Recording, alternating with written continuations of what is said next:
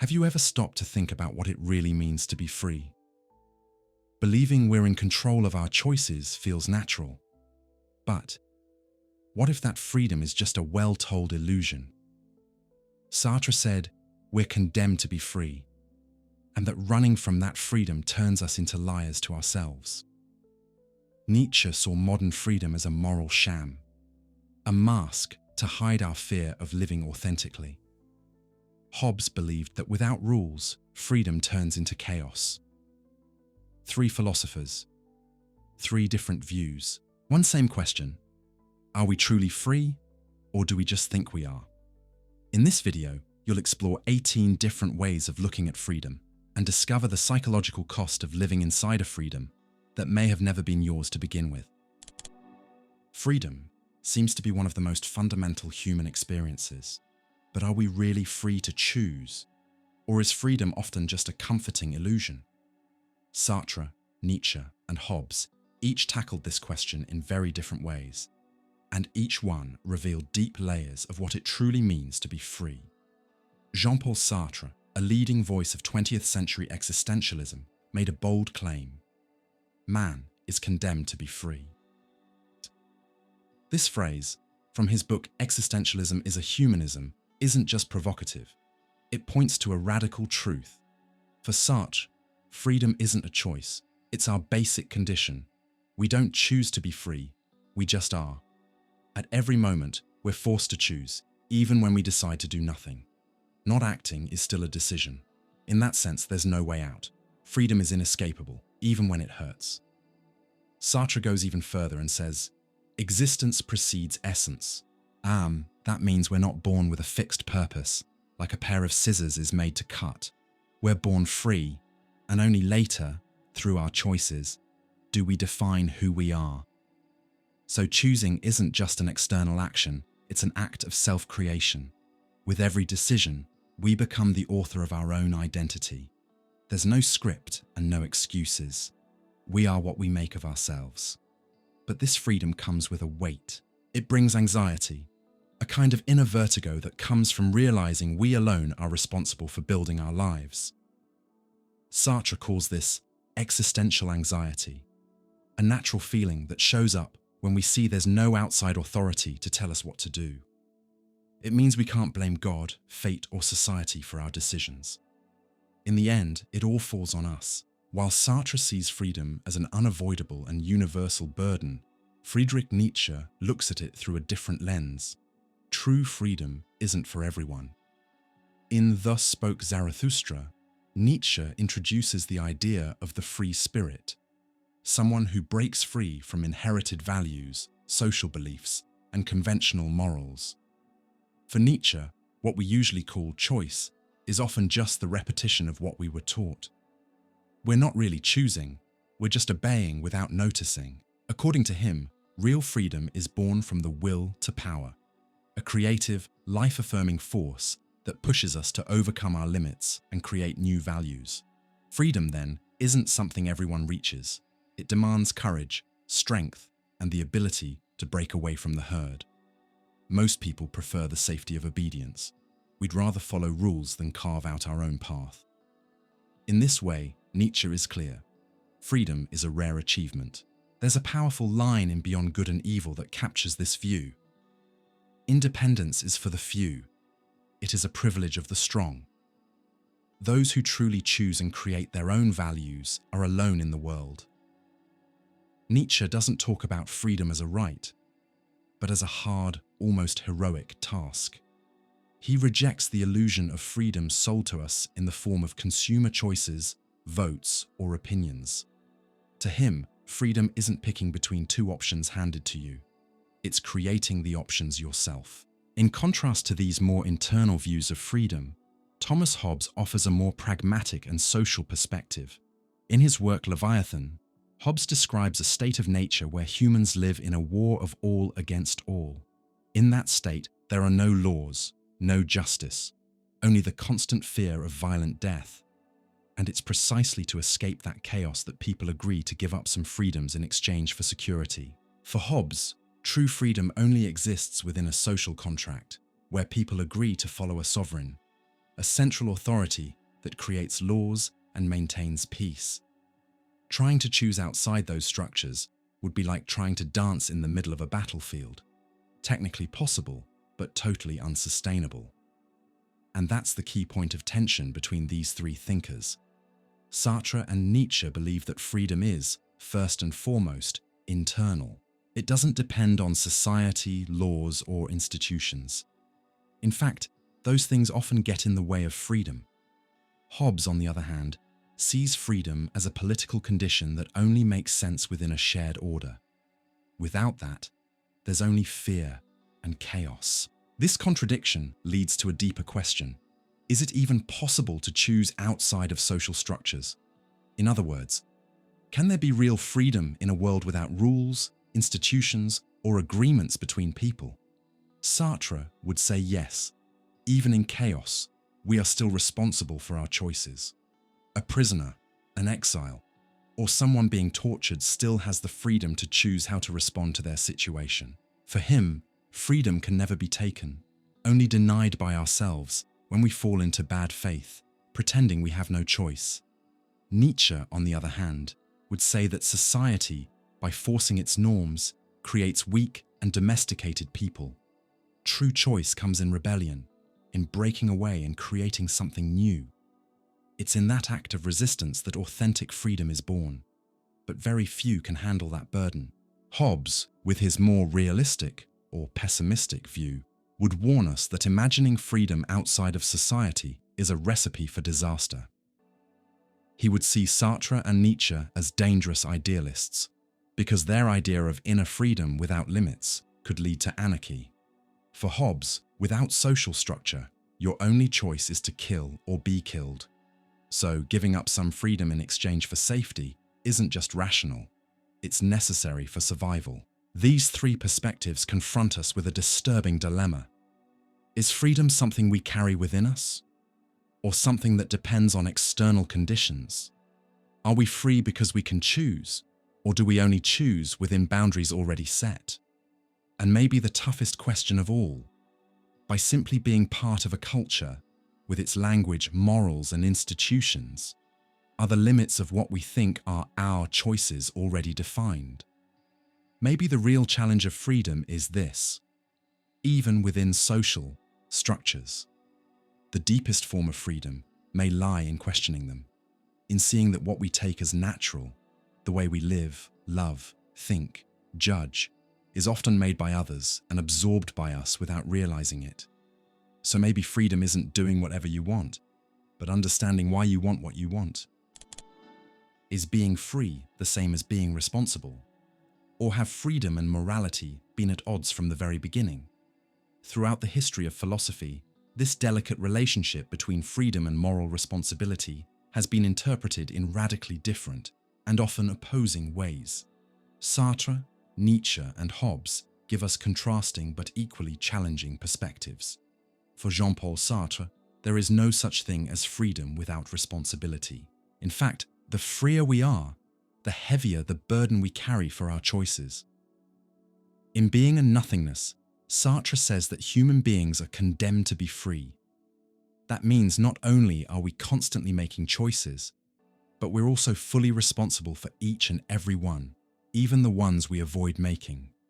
Even inaction, silence, or going along with the crowd, these, for Sartre, are still forms of action, and therefore they carry responsibility.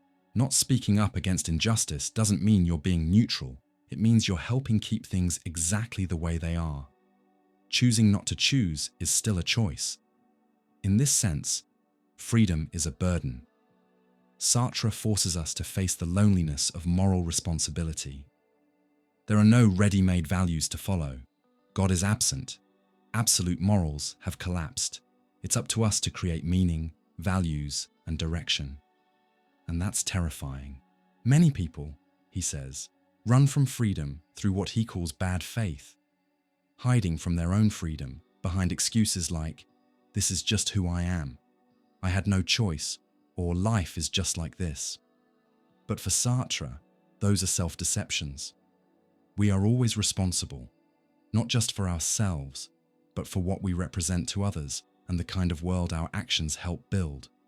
It's a radical kind of responsibility. There's no one else to blame. Friedrich Nietzsche, on the other hand, shifts the focus of the discussion. For him, the problem isn't responsibility itself, but the kind of morality that demands it. In books like On the Genealogy of Morality, Nietzsche explores how traditional morality, focused on humility, obedience, guilt, and self-sacrifice, was created. He sees this morality as born from resentment.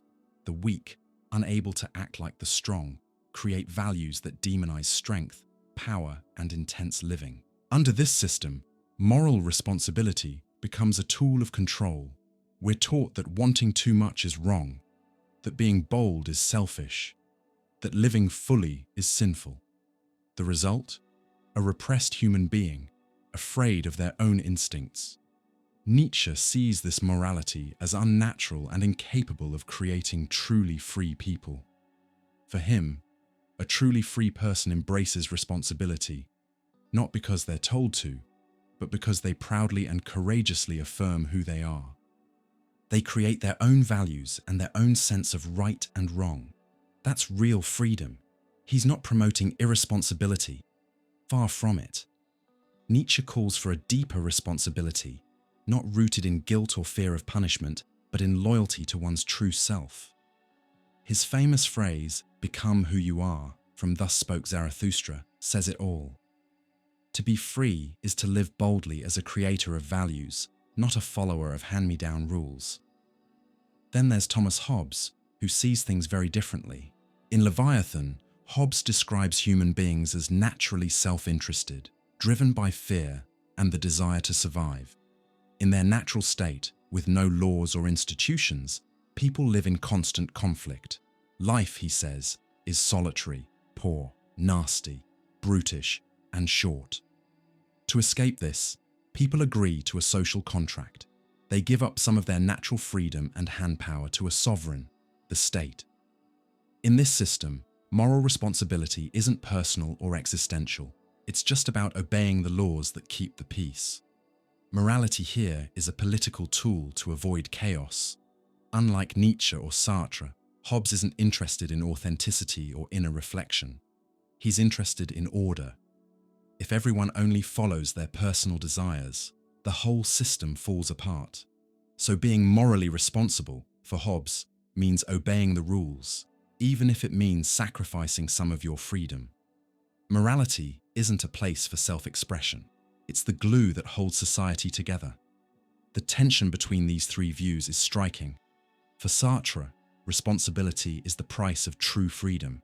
For Nietzsche, it's about being loyal to your inner power and not letting others define your values. For Hobbes, it's about giving up some freedom so we can all survive together. So, does morality strengthen or limit freedom? It depends. For Sartre, an authentic morality, one that you choose freely, is what gives your life meaning. It lets you act with purpose. But morality that's just copied or blindly followed becomes a lie, a way of avoiding freedom. Nietzsche goes even further. He believes that traditional morality is a cage. It weakens us, shames us, and turns us into obedient little followers. To be free, we need to rethink morality, turn it upside down, and build one that celebrates life, strength, and intensity. Hobbes, meanwhile, sees limitations as necessary. Morality isn't meant to make you feel free. It's meant to keep everyone safe. Without rules, freedom destroys itself. These differences raise some big questions. Do we need morality in order to be free? Or is morality sometimes the very thing that keeps us from experiencing true freedom? Do you act morally because you truly believe in those values, or because you're afraid of punishment, judgment, or guilt? And more importantly, where did your values come from?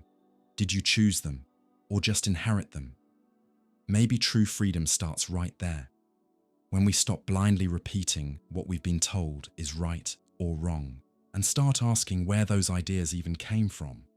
Maybe the kind of morality that strengthens freedom is the one that doesn't shut down your doubts, but encourages them.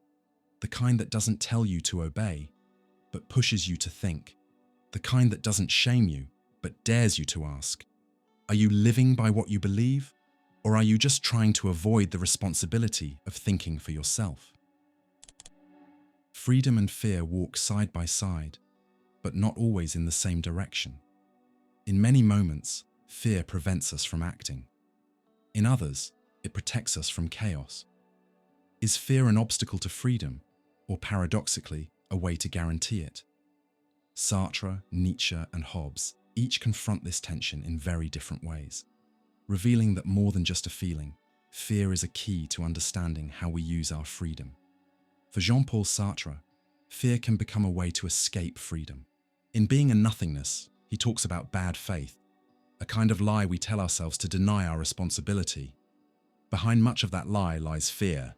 Fear of being wrong, fear of judgment, fear of admitting that everything falls upon us. Sartre doesn't treat fear as just a biological emotion. He sees it as a psychological mechanism of avoidance, a way not to face the weight of being free. It's easier to believe that we are defined by our job, by our social role, or by others' expectations. In that way, fear doesn't just paralyze the body, it numbs the conscience. Yes, we are free, but that freedom terrifies us. So we build roles, routines, excuses. Sartre challenges us.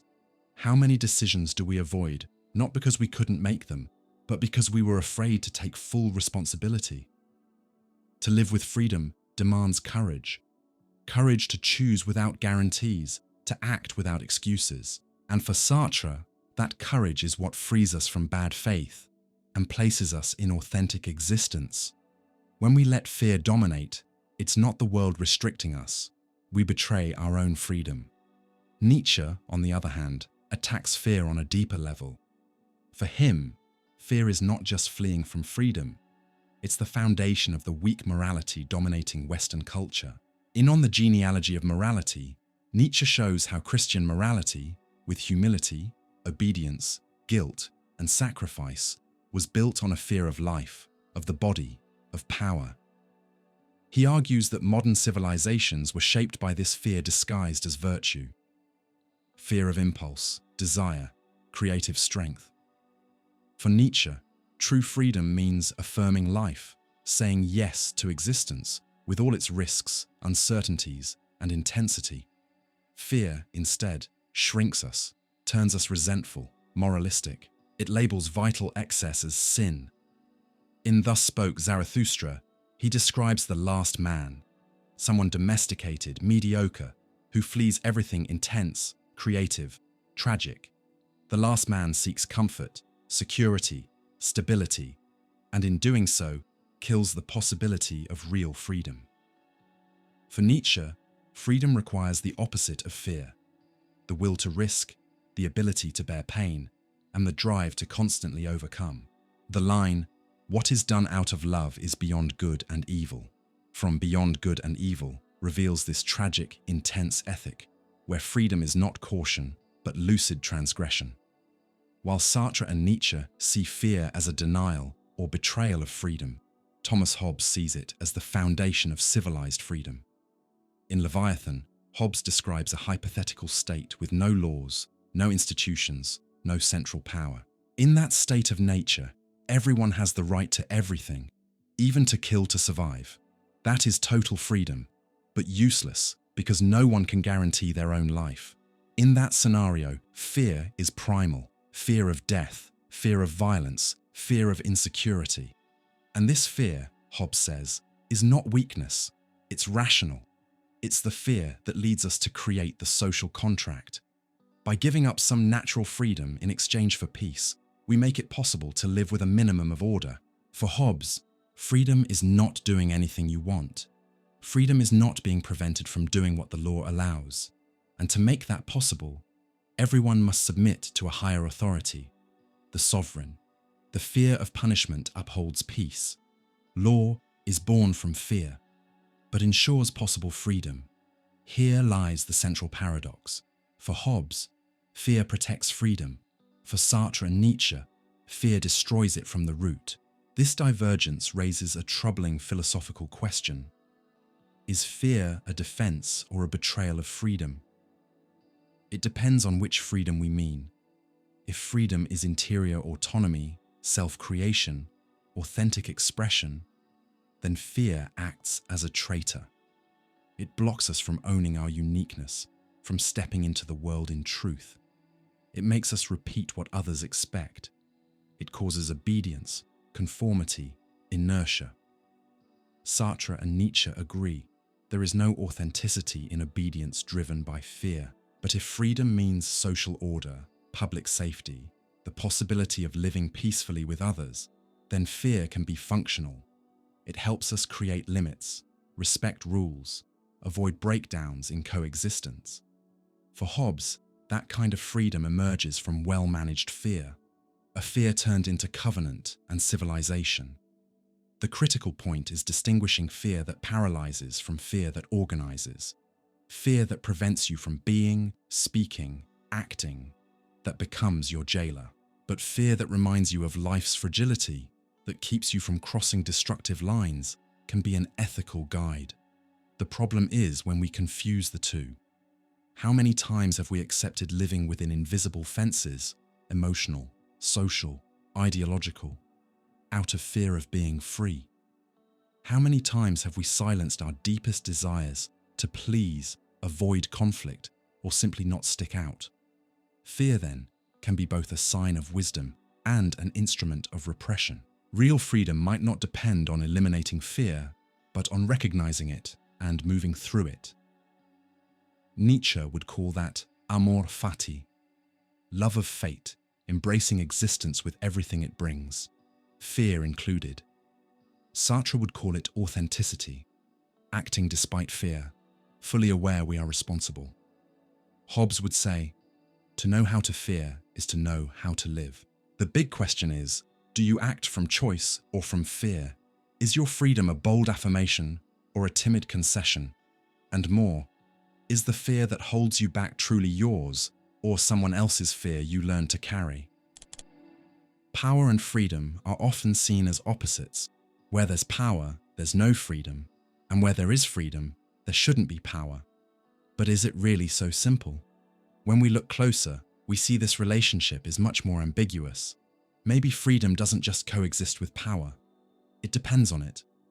Sartre, Nietzsche, and Hobbes help us explore this tension. After all, can you be free without power? For Jean-Paul Sartre, power is not abstract. It shows up concretely in relation to the other. In Being and Nothingness, Sartre explains that the other both limits me and reveals me. When someone looks at me, judges me, interprets me, they turn my freedom into an object, and that's where conflict is born. Sartre calls this clash the dialectic of recognition. The other can recognize me as free, but also try to define me, imprison me in a role or a label I didn't choose. That is power, the power to define another, to deny their freedom, to assert your own. But the reverse is true too. Often we give in to others to avoid the burden of our freedom. When we let ourselves be shaped by social expectations, rigid norms, fear of rejection, we surrender our power to exist freely. Sartre insists that freedom doesn't disappear. It hides in bad faith, in that self-deception where we pretend we had no choice. So in Sartre's view, the real fight for freedom involves recognizing that the other is inevitable, and that my freedom can only exist in tension with theirs. Power is not just external domination. It's the arena where freedoms clash, threaten, and also build each other. Friedrich Nietzsche, for his part, places power at the heart of the freedom experience. For him, there is no passive freedom. Freedom is not merely not being oppressed. It's having the capacity to assert your own will in the world. In other words, freedom is power. This kind of power is not domination of others, like brute force. It is what Nietzsche calls the will to power, Wille zur Macht, a deep, natural impulse of self-overcoming, creativity, self-assertion. Humans are, above all, beings who want more intensity, more life, more expression. To be free, then, is to transform that wanting into creative action. His problem is that most people cannot sustain that kind of freedom. They prefer the comfort of traditional morality, external rules, obedience. They repress their power to be accepted, loved, secure. In doing so, they abandon real freedom and become weak, resentful, dependent. Nietzsche calls this decline.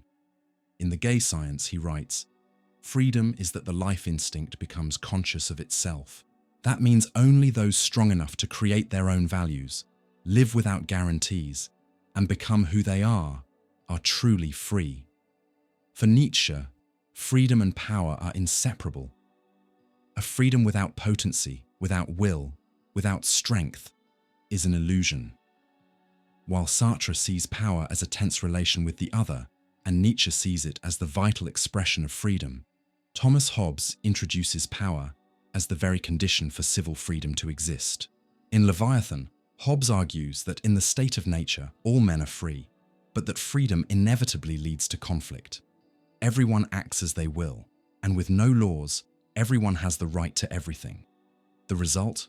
Constant violence, fear, insecurity. To escape this, individuals agree to transfer part of their natural freedom to a sovereign authority. This sovereign concentrates power, makes laws, and enforces them.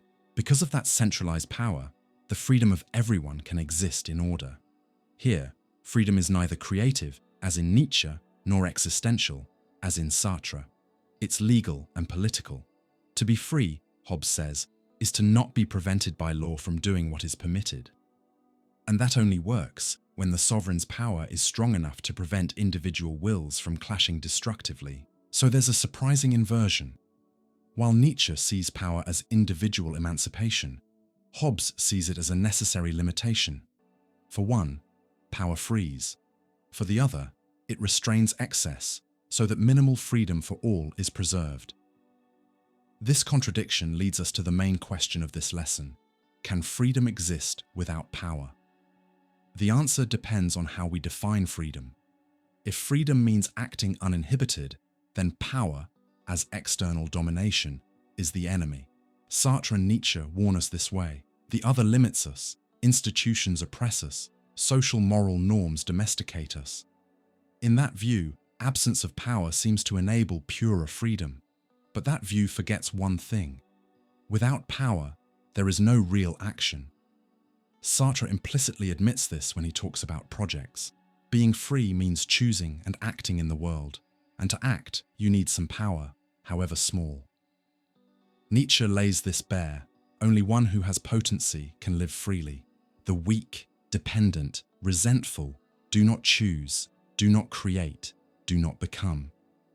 And Hobbes reminds us of another kind of power, collective, organized power, which creates conditions so that individual freedom doesn't destroy itself in conflict. In a society without power, the strongest impose their will, and others lose any possibility of real choice. So freedom without power is perhaps just a fantasy, a romantic ideal, but not real. Because to be free, you need inner strength, Nietzsche, autonomy before the other, Sartre, and external structure to protect us from chaos, Hobbes. The big question is, what kind of power are you cultivating? The power to create, act, resist, or the power to control, restrict, silence? Maybe a mature freedom is one that knows how to handle power, both the power from outside and the power within. And more, one that knows when power protects and when it oppresses. Because freedom isn't absence of power. It's the art of using power without being enslaved by it. Freedom is often imagined as the opposite of obedience. But does obeying always mean submitting? Or are there moments when obedience can actually be the highest expression of freedom? Sartre, Nietzsche, and Hobbes take radically different stances on this. And it's in their contradictions that the real philosophical challenge arises. Can you obey without losing your freedom? For Jean-Paul Sartre, freedom is the essence of being human. We are not fixed, predetermined by nature or fate. We make ourselves by each choice, each action, each decision. Because we are free, we bear responsibility for the laws and norms around us. In his existential philosophy, Sartre argues that laws are human constructions and thus should never be followed blindly. When we obey a rule just because it exists, we deny our freedom. We hide behind what he calls bad faith, the lie that we had no choice, when in fact we did. The person in bad faith says to themselves, "I had no option. That's just the rule. That's how things must be." For Sartre, that's a lie. There is always choice. Even the decision to obey or not is a choice. What makes an action truly free is awareness of that choice. So yes, obeying a law can be a free act, but only when done with lucidity and responsibility. Following a law without thought, out of fear or convenience, is abandoning your freedom. But questioning the law, understanding it, analyzing it, and choosing to follow it because you see its value, that is genuine freedom. Now Nietzsche goes deeper. He doesn't just distrust blind obedience. He questions the very origin of laws. On the Genealogy of Morality, Nietzsche argues that moral and civil laws are impositions crafted by the weak to restrain the strong. Those without the power to act invented laws to domesticate life. Laws praising humility, sacrifice, submission, renunciation. Instead of celebrating strength, creativity, and will, we ended up praising obedience, guilt, and duty. Nietzsche sees this as a reversal of values. What was once affirmation becomes sin. What was once freedom becomes transgression. In this light, law does not protect freedom. It chokes it. And for Nietzsche, obeying is rarely a free gesture. More often, it's reflex, fear, resentment, or weakness. But there is an exception, the free spirit, the one who transcends traditional morality and creates their own law. Not chaos, but authenticity and potency. Obedience is free only when it is self-imposed, when a person becomes their own legislator. Nietzsche doesn't call for disorder, but for order that grows from inner strength. That is rare. Most people don't really want freedom. They want protection, and so they accept obedience. Here's where Thomas Hobbes enters. For him, obedience isn't weakness or bad faith. It is the condition for possible freedom. In Leviathan, Hobbes describes a state of nature with no law. In such a state, everyone has the liberty to do as they will, even to kill, seize, or dominate others. That freedom becomes chaos. Everyone fears everyone else. Total freedom becomes perpetual war. The solution, Hobbes says, is the social contract. Each person surrenders part of their natural liberty to a sovereign.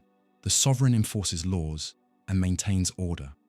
Obedience to those laws allows everyone to live with security. So obedience here is not the enemy of freedom. It makes it possible. Without obedience to law, Hobbes says, there is no freedom, only fear. And constant fear enslaves us to our own preservation. Real freedom, in his view, flourishes only within a stable legal framework. But this has a cost. The individual loses the right to challenge authority. The sovereign is absolute. Disobedience, even to unjust laws, threatens social order. Hobbes prefers a stable order over an unstable freedom. This is where the contradiction emerges. Sartre and Nietzsche warn against blind obedience, while Hobbes sees obedience as the foundation of civilized coexistence. For some, law is a threat to freedom. For others, it is its guarantee. So we circle back to the central question: can obedience be a free act? Sartre would say, yes, if it's a conscious choice, accepted with responsibility. Obeying is not the issue. The issue is obeying out of fear, habit, or to avoid the burden of freedom. Nietzsche would say, rarely. Most obedience comes from weakness, not freedom. But when someone is able to create their own values, when their obedience is to a code born from themselves, then yes, there is freedom in obedience. Hobbes would say, obedience is precisely what makes us free, because it lifts us out of the chaos and places us in a society with predictable rules. Obedience in this case isn't subjugation. it's collective rationality. Perhaps the most honest answer is that obedience is free only when it emerges from deep reflection, ethical examination, and existential choice.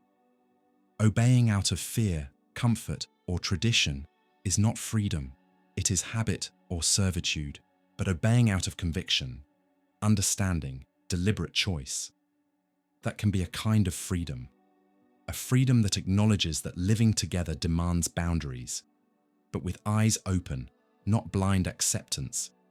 Mature freedom may not be shouting, "I do whatever I want," but knowing why you do what you do, and being able to obey without betraying yourself. What does it really mean to be authentic? And why is this word, so common in conversations about freedom, so difficult to live out? Authenticity sounds like being yourself. But who exactly is this self behind all the masks? Is being free the same as living your inner truth? Or can someone be free even when adapting, hiding, or conforming to others? Sartre, Nietzsche, and Hobbes give very different answers to these questions, and it's in this clash that we find the key tension. Can someone be free without being authentic? For Jean-Paul Sartre, authenticity isn't a moral ideal, it's a natural outcome of freedom.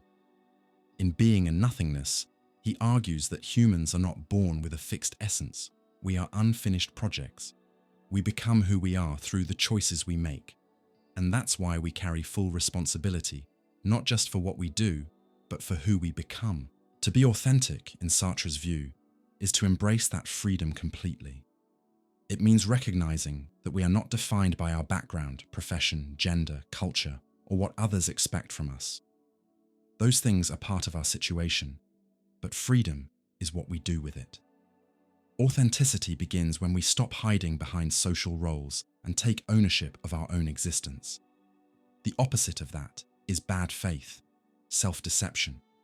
It's pretending to be only what society tells us to be. Saying things like, "I'm just like this," or "I can't be any different," is a way of denying our own freedom.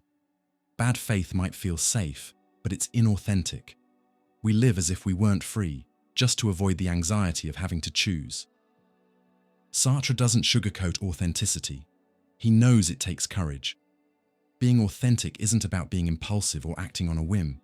It's about acting with clarity, knowing that every decision reveals who you are. There's no one else to blame. You're responsible for yourself. That can be terrifying, but it's also liberating. For Friedrich Nietzsche, authenticity is a form of greatness. In books like Thus Spoke Zarathustra and The Gay Science, he warns that Western culture has crushed the human spirit with inherited values and imposed morals. People have become domesticated. They live to please, to obey, to fit in. But in doing so, they lose touch with their real inner strength. Nietzsche calls that strength the will to power, a vital force that wants to grow, to create, to overcome. Authenticity for him isn't about being psychologically true to yourself. It's about breaking free from outside expectations and living a self-made, independent life. The authentic person is the one who creates their own values, follows their own path, and can handle the loneliness that comes from not being part of the crowd. They're not afraid to be misunderstood. They don't live for approval, and they don't obey just to be accepted. Their loyalty isn't to tradition or morality, it's to themselves. As Nietzsche puts it, become who you are. That doesn't mean finding some hidden inner self. It means actively creating yourself with strength, courage, and responsibility.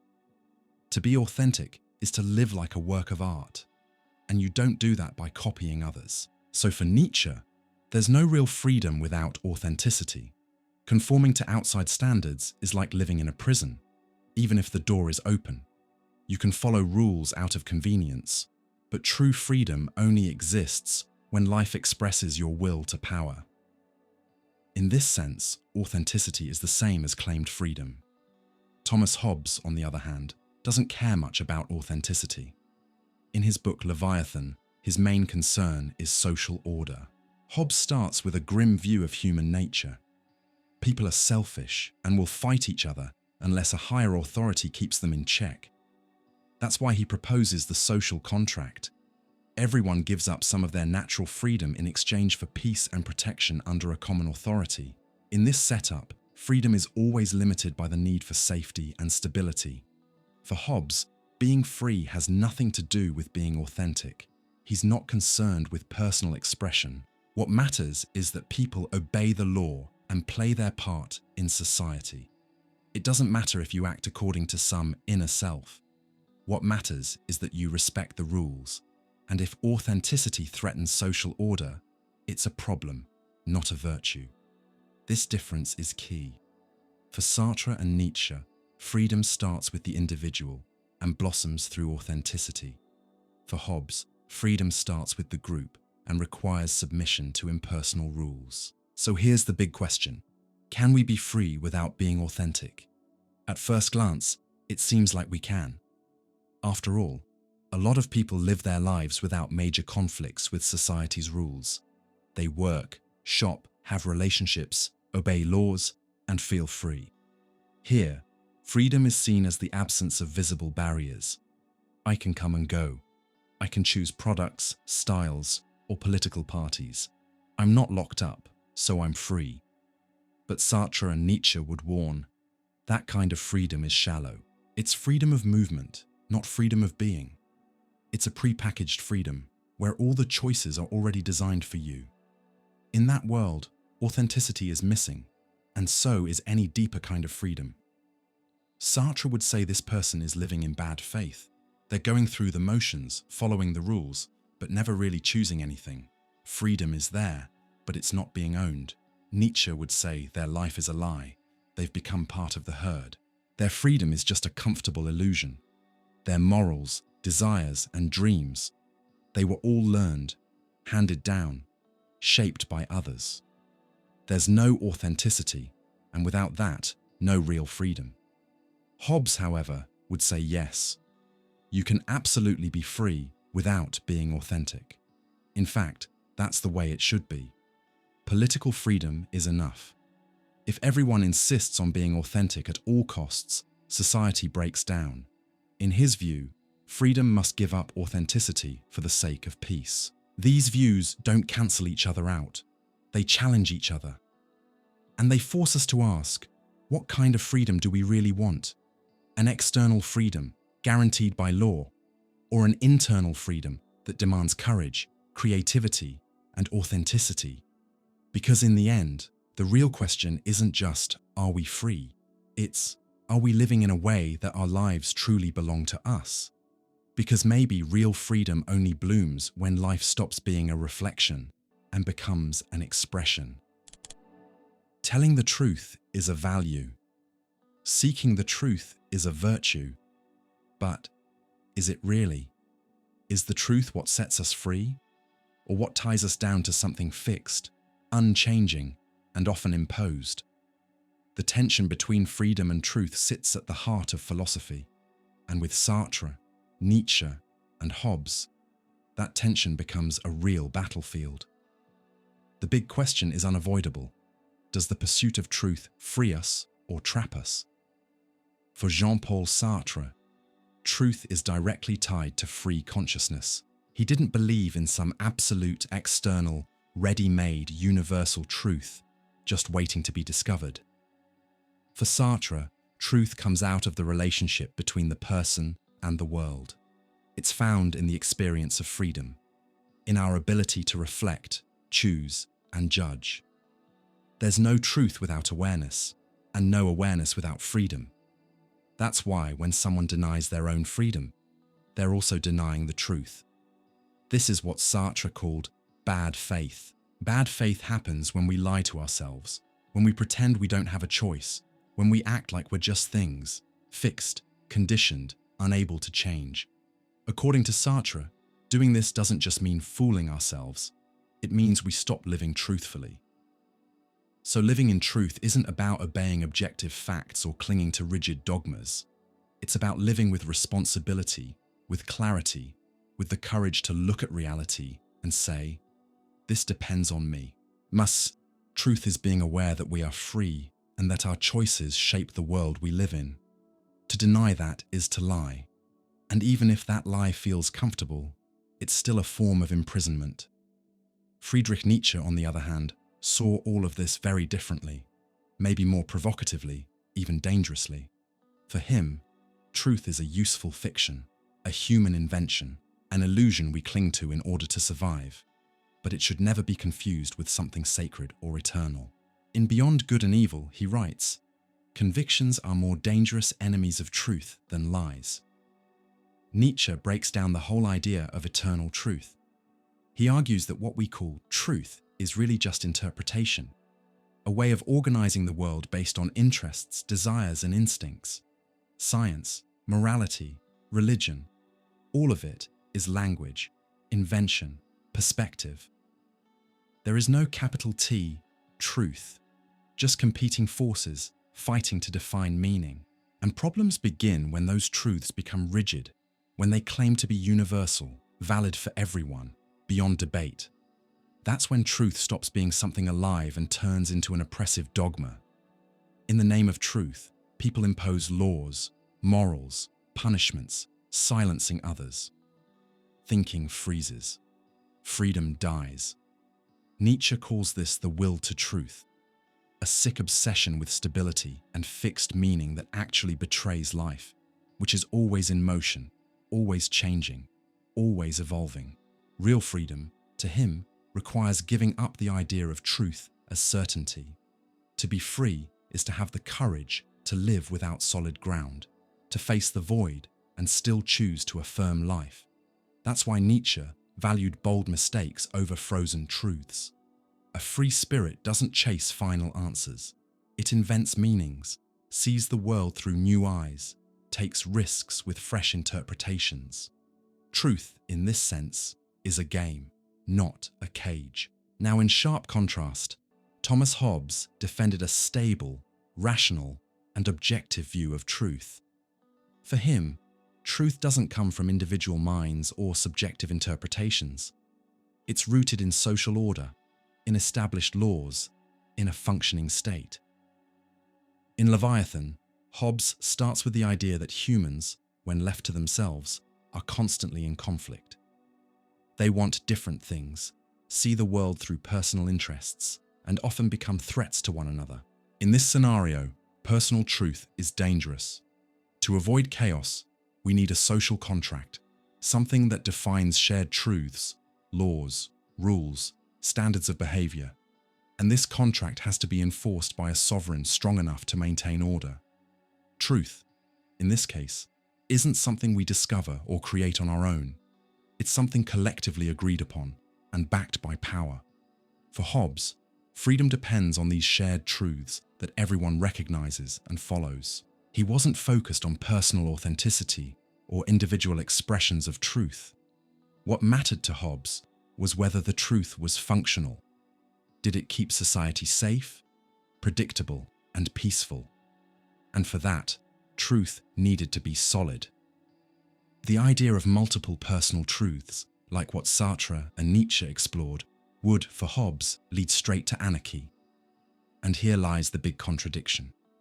Nietzsche makes truth flexible, so freedom can exist. Hobbes makes truth rigid, so freedom can be possible.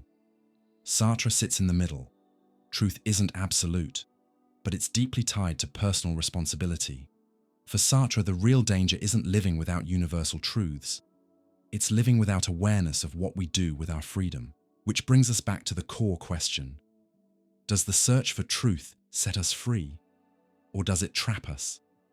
If by truth we mean a rigid structure, a universal and unchangeable code, then yes, the search can become a prison. It can stop us from thinking outside the box, from questioning, from creating new ways of seeing and living. When truth becomes a dogma, it closes the mind instead of opening it. Nietzsche insists, absolute truths kill freedom because they turn life into a rulebook. Real freedom means letting go of the need for certainty. Being free is accepting that we don't have all the answers, and still choosing to live, to create, to dance on the edge. Sartre would say that truth only sets you free if it leads you to embrace the freedom you already have. If we don't use truth to hide behind, but as a reason to act authentically, denying our own freedom, pretending we don't have choices, living in bad faith, that's the real prison. And Hobbes would remind us that without shared truth, without clear laws, freedom collapses into chaos. Too many truths can turn into violence. We need a base level of common understanding if we want freedom to survive. So maybe the answer isn't choosing between total relativism and rigid absolutes. Maybe it's realizing that freedom needs truth, but truths that can be questioned, rethought, rebuilt. The kind of truth that liberates is not the one that imposes, but the one that invites reflection. Truth sets us free only when it keeps the question alive, when it doesn't silence us, but challenges us, when it pushes us to understand, not just to obey. Because in the end, maybe freedom and truth only walk hand in hand when we leave space for doubt. To alienate oneself is to move away from one's own being. It is to live a life that deep down isn't really yours. But is alienation always a prison? Or paradoxically, can it sometimes function as a form of protection, even survival? And further, can submitting to something greater somehow bring us back to ourselves? Sartre, Nietzsche, and Hobbes present starkly different views. And in their clash, they force us to look closely at what it really means to live with freedom. For Jean-Paul Sartre, alienation is a direct outcome of bad faith. In Being and Nothingness, he describes how a person, fleeing the responsibility of freedom, hides behind social roles, functions, and expectations. They stop acting as a subject and begin functioning like an object. They perform rather than exist. The classic example is the waiter who behaves too much like a waiter. Mechanical gestures, memorized words, posture trying to fit an ideal. Sartre is not criticizing the person for doing their job, but for reducing themselves to that role alone. When someone believes they are only what they represent, they lose touch with their own freedom. They stop choosing. They just repeat. That is existential alienation. The moment we stop seeing ourselves as authors of our own life and become just parts in a game we assume immutable. Living that way, says Sartre, is a refusal of freedom. It is easier, less anguishing, but it's also living outside ourselves. Authenticity then emerges as the antidote to alienation. To be authentic is not to reject social roles, but not to be dominated by them. It is to constantly remember that behind every role, there is a free subject, able to question, refuse, reinvent.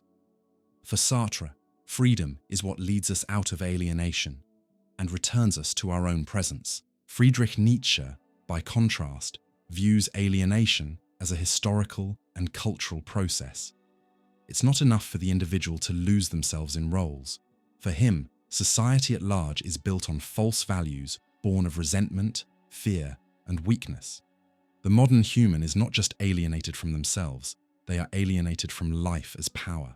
In On the Genealogy of Morality and Thus Spoke Zarathustra, Nietzsche shows how dominant values, humility, submission, self-punishment, are inventions of the weak to domesticate the strong. Alienation, in this context, is living according to values that deny vitality, creativity, the impulse to overcome.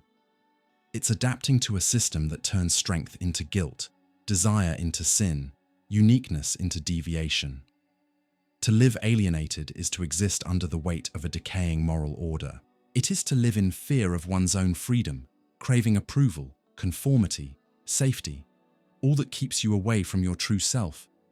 Nietzsche believes that only by breaking with inherited values can one truly be found.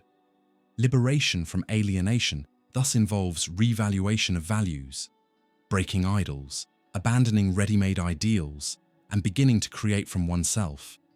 Only when we stop obeying values that alienate us does true freedom start to become possible. For Nietzsche, as for Sartre, alienation is a denial of freedom, but in a deeper sense, not only personally, but civilizationally. To be free is to rescue oneself from the lies we learn to call truth. But for Thomas Hobbes, the path is different. In Leviathan, He describes the state of nature as one of fear, insecurity, and constant conflict. Each person acts from self-interest, and there are no laws to guarantee peace. In that environment, everyone is free, but no one is safe. Freedom without structure leads to destruction. Hobbes's answer is clear: submit to a common sovereign. Give up some natural liberty in exchange for stability. This is not alienation, but rationality. In his perspective, alienation happens when power is decentralized, when everyone tries to impose their own will. In that case, society collapses. Hobbes sees submission to the sovereign as a conscious and necessary act, not a loss of self. Unlike Sartre and Nietzsche, he does not place authenticity at the center. His focus is social order, not individual self-realization. The freedom that matters is the one that allows life without fear, under predictable laws. So for Hobbes, alienating power, i.e., entrusting authority to a collective entity, is what enables possible freedom. What for Sartre and Nietzsche is a renunciation of self, for Hobbes is a condition of survival. That brings us to the key tension. Can submission ever be a way to find oneself? Sartre would say no, at least not if the submission is escapism. If we obey out of fear, convenience, or habit, we alienate ourselves. But if submission is chosen consciously, lucidly, responsibly, then it can become an expression of freedom. The act itself is not the problem, but the lie behind it. Nietzsche would also say no. The submissive are always weakened, not creators. Even if rational, that submission is not creative. To find oneself, one must rebel. Submission is erasure, not discovery. Hobbes would argue yes, and firmly. To submit is to find a place in a larger whole. It is to recognize one's limits and trust in a structure that enables coexistence. There's no loss of self, because the self only makes sense when secure. Without submission, freedom becomes impossible. The deeper question isn't simply between submission or rebellion, but understanding why we submit. If I obey out of fear, I'm a slave. If I obey out of inertia, I'm alienated. But if I surrender to something greater with awareness, by a value I chose, with inner freedom, maybe that is authenticity disguised as obedience. Alienation begins when we forget we can say no. Freedom begins when we see that every yes must be justified. Freedom means being able to choose, but choose based on what? Is there something in us, instincts, desires, tendencies, that shapes who we are before we even start choosing? Is there a human nature that limits or guides us? Or are we completely free to invent ourselves with no built-in essence at all? Between Sartre, Nietzsche, and Hobbes, this question reveals deep disagreements and pushes us to ask a bigger one. Can we really understand freedom without first understanding what we are? For Jean-Paul Sartre, the answer is clear. There is no such thing as a fixed human nature. This is one of the central claims of his existentialism. A person is not born with a ready-made essence, a built-in way of being.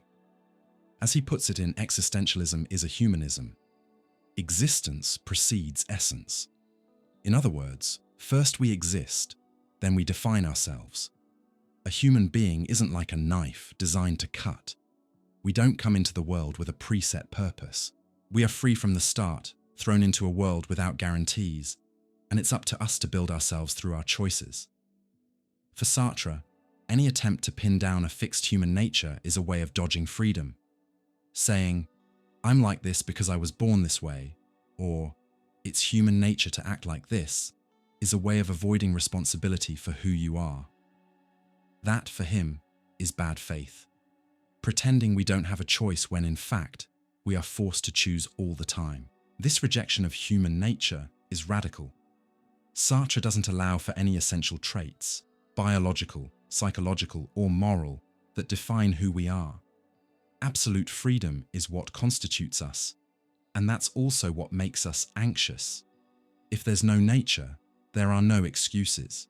We are what we make of ourselves. For Friedrich Nietzsche, the issue is more ambiguous. He doesn't deny the existence of a human nature, but he questions what has been done to it. In works like On the Genealogy of Morality and Beyond Good and Evil, Nietzsche argues that humans were originally driven by a vital force he calls the will to power, an impulse to affirm, create, and overcome.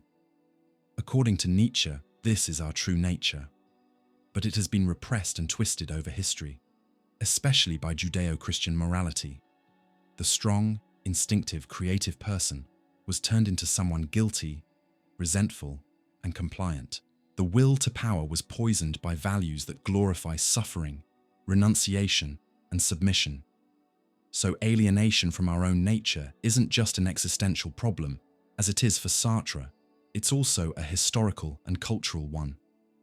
For Nietzsche, regaining freedom means reconnecting with that original force, not to repeat it blindly, but to affirm its strength and use it to create new values. Human nature, then, exists. But it isn't a limit. It's a source of power. It's what drives us, what pushes us beyond ourselves. To be free, for Nietzsche, is to live according to this nature, not reactively or mechanically, but by transforming it into a conscious expression of life. At the other extreme is Thomas Hobbes, with a far darker view. In Leviathan, he starts from the idea that human nature is essentially selfish, competitive, and violent. Left on their own, people end up at war with one another. Each pursues their own interest. There is no built-in empathy or solidarity. Hobbes's view is realism in its rawest sense. In The State of Nature, he says, humans live in a war of all against all. No one can trust anyone. Full freedom is chaos. Life in that scenario is solitary, poor, nasty, brutish, and short. That's why, for Hobbes, freedom is only possible when human nature is restrained. Everyone must give up some of their natural liberty and submit to a social contract under a sovereign authority. Human nature, far from being a source of freedom, is something that must be tamed so civil freedom can exist. This stands in stark contrast to Sartre and Nietzsche. Sartre denies any essential human nature. Hobbes insists it's dangerous. Nietzsche sees it as a vital power. Hobbes sees it as a constant threat to order. From here, the central question of this lesson emerges: do we need a fixed human nature to understand freedom? From Sartre's point of view, the answer is no. Any fixed definition of human nature is a kind of imprisonment. It's an artificial limit created to excuse us from taking responsibility for our choices. Freedom only exists when we accept that we are nothing before we choose to become something. There's no nature, only projects. Nietzsche would say yes, but with a twist. We do need to recognize that there's an energy, an impulse in us, but that nature doesn't determine us. It challenges us. It's the base from which we can build something greater. Denying that base, as traditional morality does, is what alienates us. Freedom, here, lies in turning nature into creation. Hobbes would say that without a realistic understanding of human nature, freedom becomes a dangerous illusion. Not understanding what we are risks building fragile societies based on wishful thinking. Freedom, in his view, must recognize its own natural limits. Without that, it degenerates into violence. Three thinkers, three very different answers. Sartre sees freedom as a total rejection of essence. We are pure possibility. Nietzsche sees freedom as the power to transform an active nature into creative force. Hobbes sees freedom as the product of restraining our nature, a victory of reason over impulse. The real question might be, how much do we need to know about what we are in order to be free? If we cling too tightly to a fixed nature, we risk limiting ourselves. But if we deny any nature at all, we might get lost in the void of directionless choice. Freedom, at this point, may lie in a delicate balance, recognizing the forces within us without being ruled by them. Neither slaves to essence nor fugitives from existence. Maybe true freedom begins when we stop asking what we are and start acting as if we can become anything. Morality has always been presented as a compass, a set of rules that guide us, tell us what's right or wrong, what we can or can't do. But what if that compass, instead of guiding us, is actually limiting us? What if what we call morality is just a subtle form of control? When we talk about freedom, morality becomes an unavoidable dilemma. Does it protect us or repress us? Is it possible to have morality without repression? For Jean-Paul Sartre, there is no universal morality handed down from above. There's no eternal ought to be written into the fabric of the world or the soul. Morality, for him, must be built from the ground up, from the radical freedom of the individual. As he says in Existentialism is a Humanism, humans are condemned to be free, and that freedom comes with an unavoidable responsibility. There's no God, nature, or essence telling us how to live. It's up to us, and every choice we make affirms a certain value. Morality, then, doesn't come before freedom. It comes from it. When I choose, I don't just choose for myself. I choose what it means to be human. I create an image of humanity, and with it, a kind of morality. But Sartre also knew how heavy this is.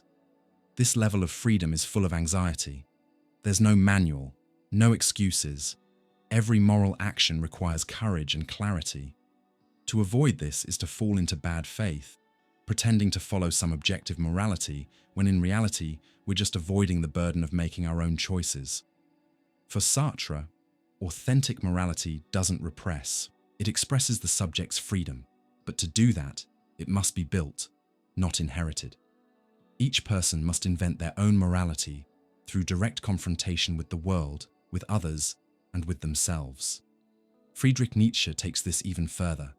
For him, traditional morality, especially Christian morality, with its values of humility, obedience, guilt, and sacrifice, is an invention of the weak. It's a way to keep the strong, the creative, and the passionate under control. In the genealogy of morals, Nietzsche explores the roots of this morality. It comes from resentment. The weak, unable to embrace life with strength and joy, invent values that demonize the strong. They call evil anything that shows power. They turn denial into virtue, obedience into an ideal. Morality becomes a strategy for repressing instincts, vitality, and real freedom. Nietzsche doesn't believe in a single morality. He sees many. There's master morality, creative, life-affirming, and slave morality, reactive, resentful. His critique is devastating. The morality we inherited from tradition doesn't set us free. It tames us. It teaches us to be ashamed of our desires, our boldness, our individuality. It trains us for mediocrity. That's why Nietzsche calls for a revaluation of all values. It's not enough to reject imposed morality. We must create new values, values that match the greatness of life and freedom. Only then can we have a morality that doesn't repress, but expands, strengthens, and affirms life.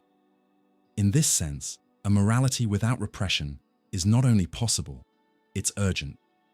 But it can only be born from inner strength, the will to power. It's not about chaos or lawlessness. It's about an ethic of creation. A morality where good isn't what submits, but what makes you grow. Thomas Hobbes, however, offers a very different path.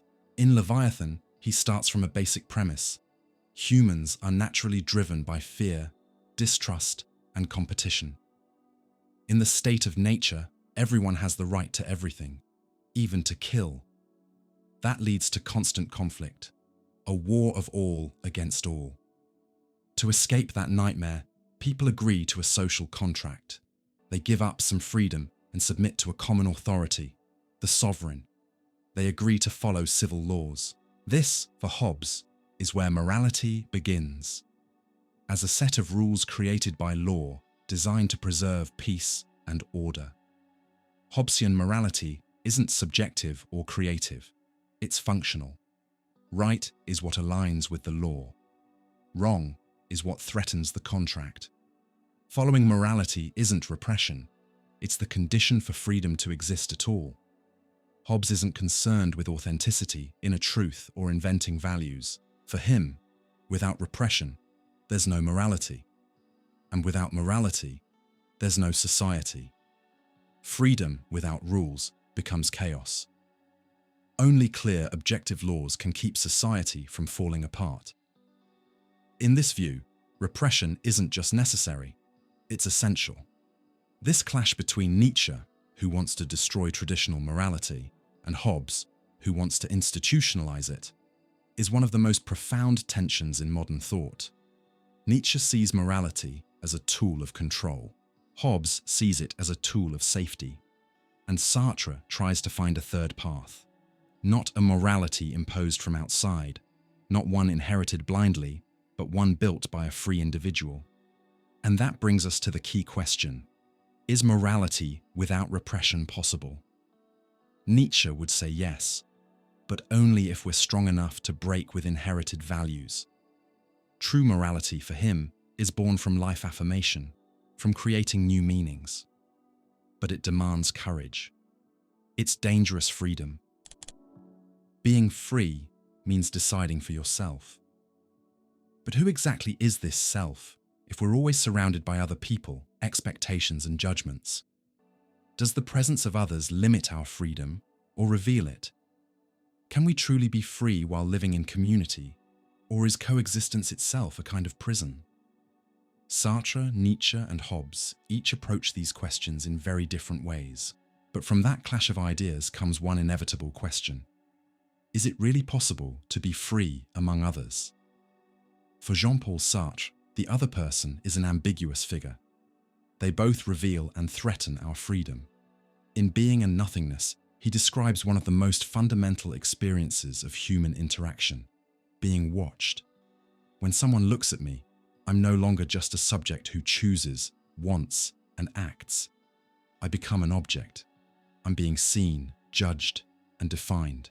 That gaze limits my freedom because now I exist not just for myself, but also for them. I'm no longer the sole owner of my identity. The other person interrupts me, reshapes me, pins me down with their image of me. Shame, discomfort, and the need to appear a certain way arise. I feel pressured to play a role.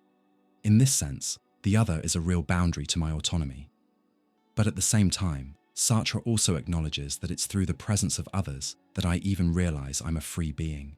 Without the other, I wouldn't become aware of myself as a me. The relationship is dialectical. The other challenges me, limits me, but also awakens me. Freedom doesn't exist in isolation. It happens in conflict, in negotiation with the world and with others. Sartre doesn't romanticize coexistence. He knows that relationships between free beings are full of tension, struggle, and power. There's always the temptation to turn the other into an object, or to be turned into one. But this struggle doesn't destroy freedom. On the contrary, it makes it real, concrete, and grounded.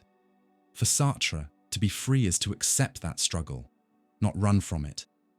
Friedrich Nietzsche, on the other hand, is much more skeptical of community and human relationships.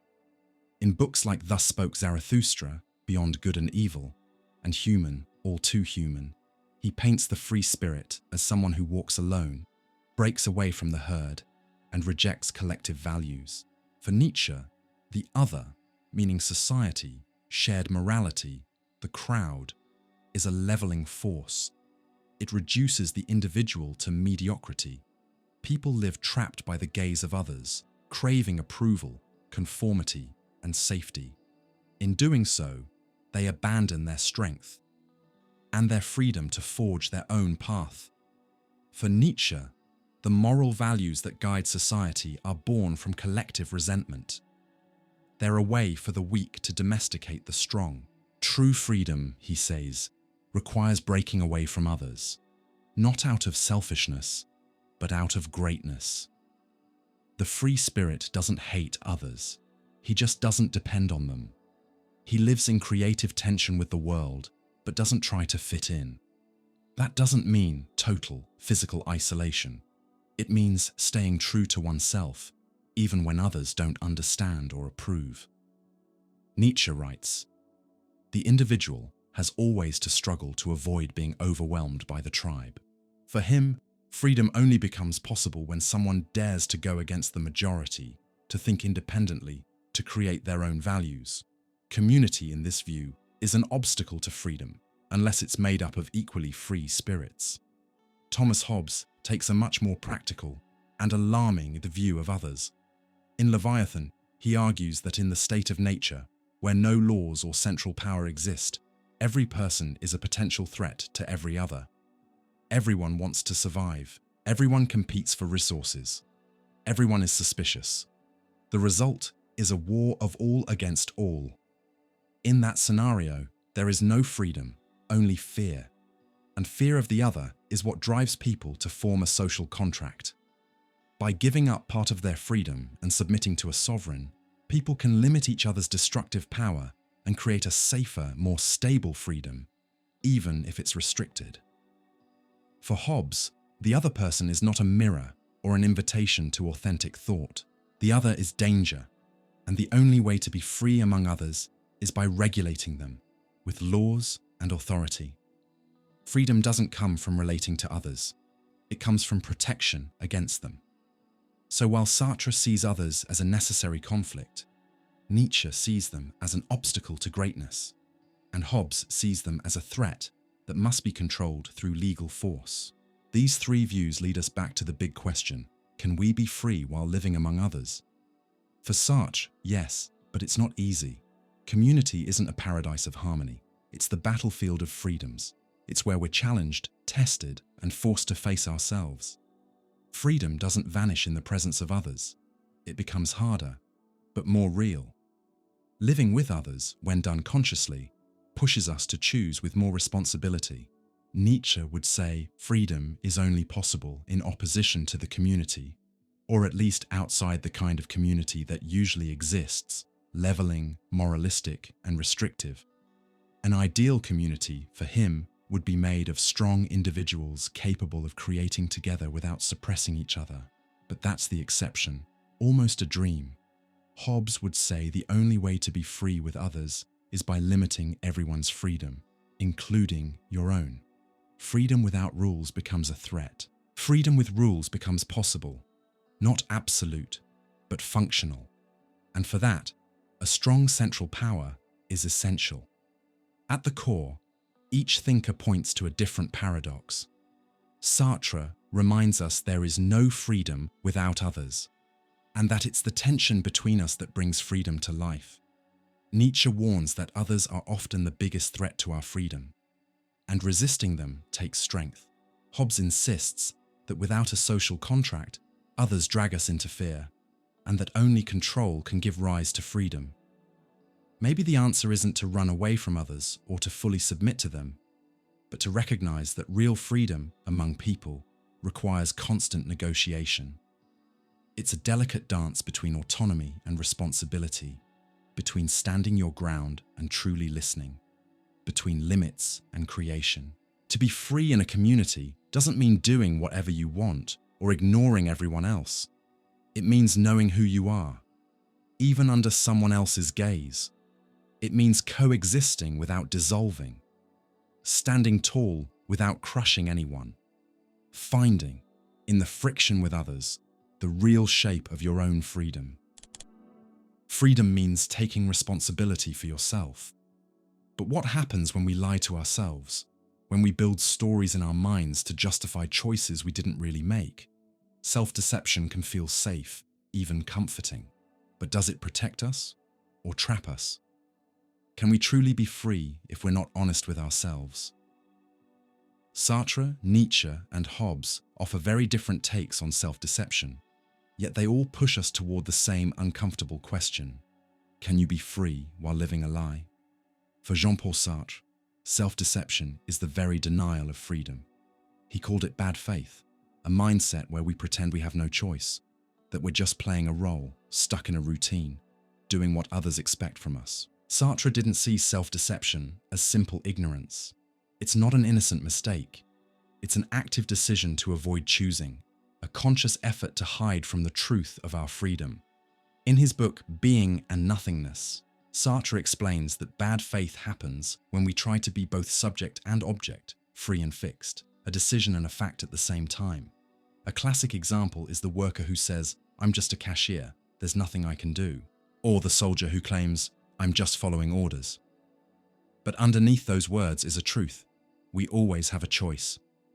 Even with pressure, even with limits, there's still room to choose how we respond. The danger of bad faith is that it disconnects us from ourselves. We act like we're trapped, passive, powerless, when in fact, we're free. And that freedom scares us. So we lie to avoid the anxiety that comes with owning our lives. But the price of this comfort is authenticity. Our freedom is still there, but buried under layers of inner denial. Sartre believed this wasn't just a moral flaw, it's built into human consciousness. We are condemned to be free, he says, and we're constantly tempted to run from that fact. Bad faith is how we try to escape the weight of our freedom, pretending we're not responsible for what we become. Friedrich Nietzsche, on the other hand, zooms out. For him, self-deception isn't just psychological, it's cultural, historical, collective. We live in systems of values built on lies we've inherited as truths. In the genealogy of morals and beyond good and evil, Nietzsche shows how humanity has become alienated from itself through traditional morality. We've been trained to call truth what was once imposed on us. Good, evil, justice, sin. These aren't universal facts. They're ideas created by people, shaped by power, resentment, and fear. And over time, we started believing them as if they were eternal truths. So we carry these inherited lies, passed down through religion, society, and education. We desire things we were taught to desire. We feel guilty for instincts that are natural. We obey rules that no longer make sense, but still feel right. To Nietzsche, the deepest self-deception is the one we call culture. It's when morality teaches us to feel guilty for our desires, ashamed of our instincts, afraid of standing out. It's when truth doesn't set us free, but keeps the system in place. That's why Nietzsche famously said, "Convictions are more dangerous enemies of truth than lies." The free spirit, then, is the one who breaks through collective self-deception, who questions inherited values, who dares to say, maybe what they taught me as right was just meant to keep everything the same. That's liberating, but it takes courage. Because living without lies means living without guarantees. Like Sartre, Nietzsche believed self-deception pulls us away from real freedom. But while Sartre focused on the personal lie, the refusal to choose, Nietzsche exposed the societal lie, the myths we inherit and never question. In both cases, freedom only begins when the lies end. Thomas Hobbes, however, saw things differently. In Leviathan, his main concern was social stability. To him, self-deception isn't a condition of being human or a cultural illusion. It's a threat to the social contract. Hobbes believed society only works when people agree to hand over some of their natural freedom to a central authority in exchange for peace and order. That agreement depends on clarity, logic, and predictable behavior. Self-deception, whether from pride, ignorance, or delusion, breaks that trust. A person who lies to themselves might think they're above the law, that their personal sense of right and wrong is more valid than the agreed rules. To Hobbes, that's dangerous. Self-deception becomes a flaw that must be corrected through education, discipline, or punishment if needed. In Hobbes's world, freedom has nothing to do with introspection or authenticity. It's about following the rules that keep society functioning. The only truth that matters is the one written in law, and everyone must follow it. So for Hobbes, unlike Sartre or Nietzsche, self-deception isn't an unavoidable part of human life. It's a fixable problem. It should be avoided because it disrupts peace. Freedom and lies can't coexist, not because lies betray your true self, but because they break society's order. And that's the tension. For Sartre and Nietzsche, self-deception is part of how we exist or how we were shaped. For Hobbes, it's a mistake, one that needs to be controlled. So we return to the central question: can we be free if we lie to ourselves? Sartre would say no. Self-deception, no matter how comforting, is always a form of bad faith, a refusal to own your freedom. To be free is to face the truth of your responsibility, even when it hurts. To lie to yourself is to betray your existence. Nietzsche would also say no. Real freedom starts when we break the values that were handed down to us. As long as we live inside inherited lies of morality, religion, or society, we're just copies, ghosts. Freedom requires smashing those illusions. Hobbes, though, might say yes, with a catch. You can lie to yourself as long as you still follow the rules. Your inner illusions aren't a problem, unless they spill into your actions. Freedom exists, but only within the boundaries of order. 3 thinkers, 3 truths. But maybe the deeper challenge isn't whether we lie to ourselves. It's what we do when we notice we've been lying.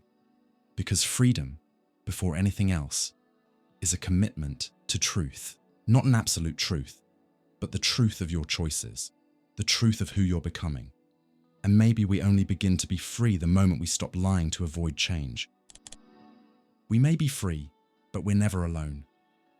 From the moment we're born, we're part of a network of values, habits, symbols, and institutions that shape how we think, feel, and act.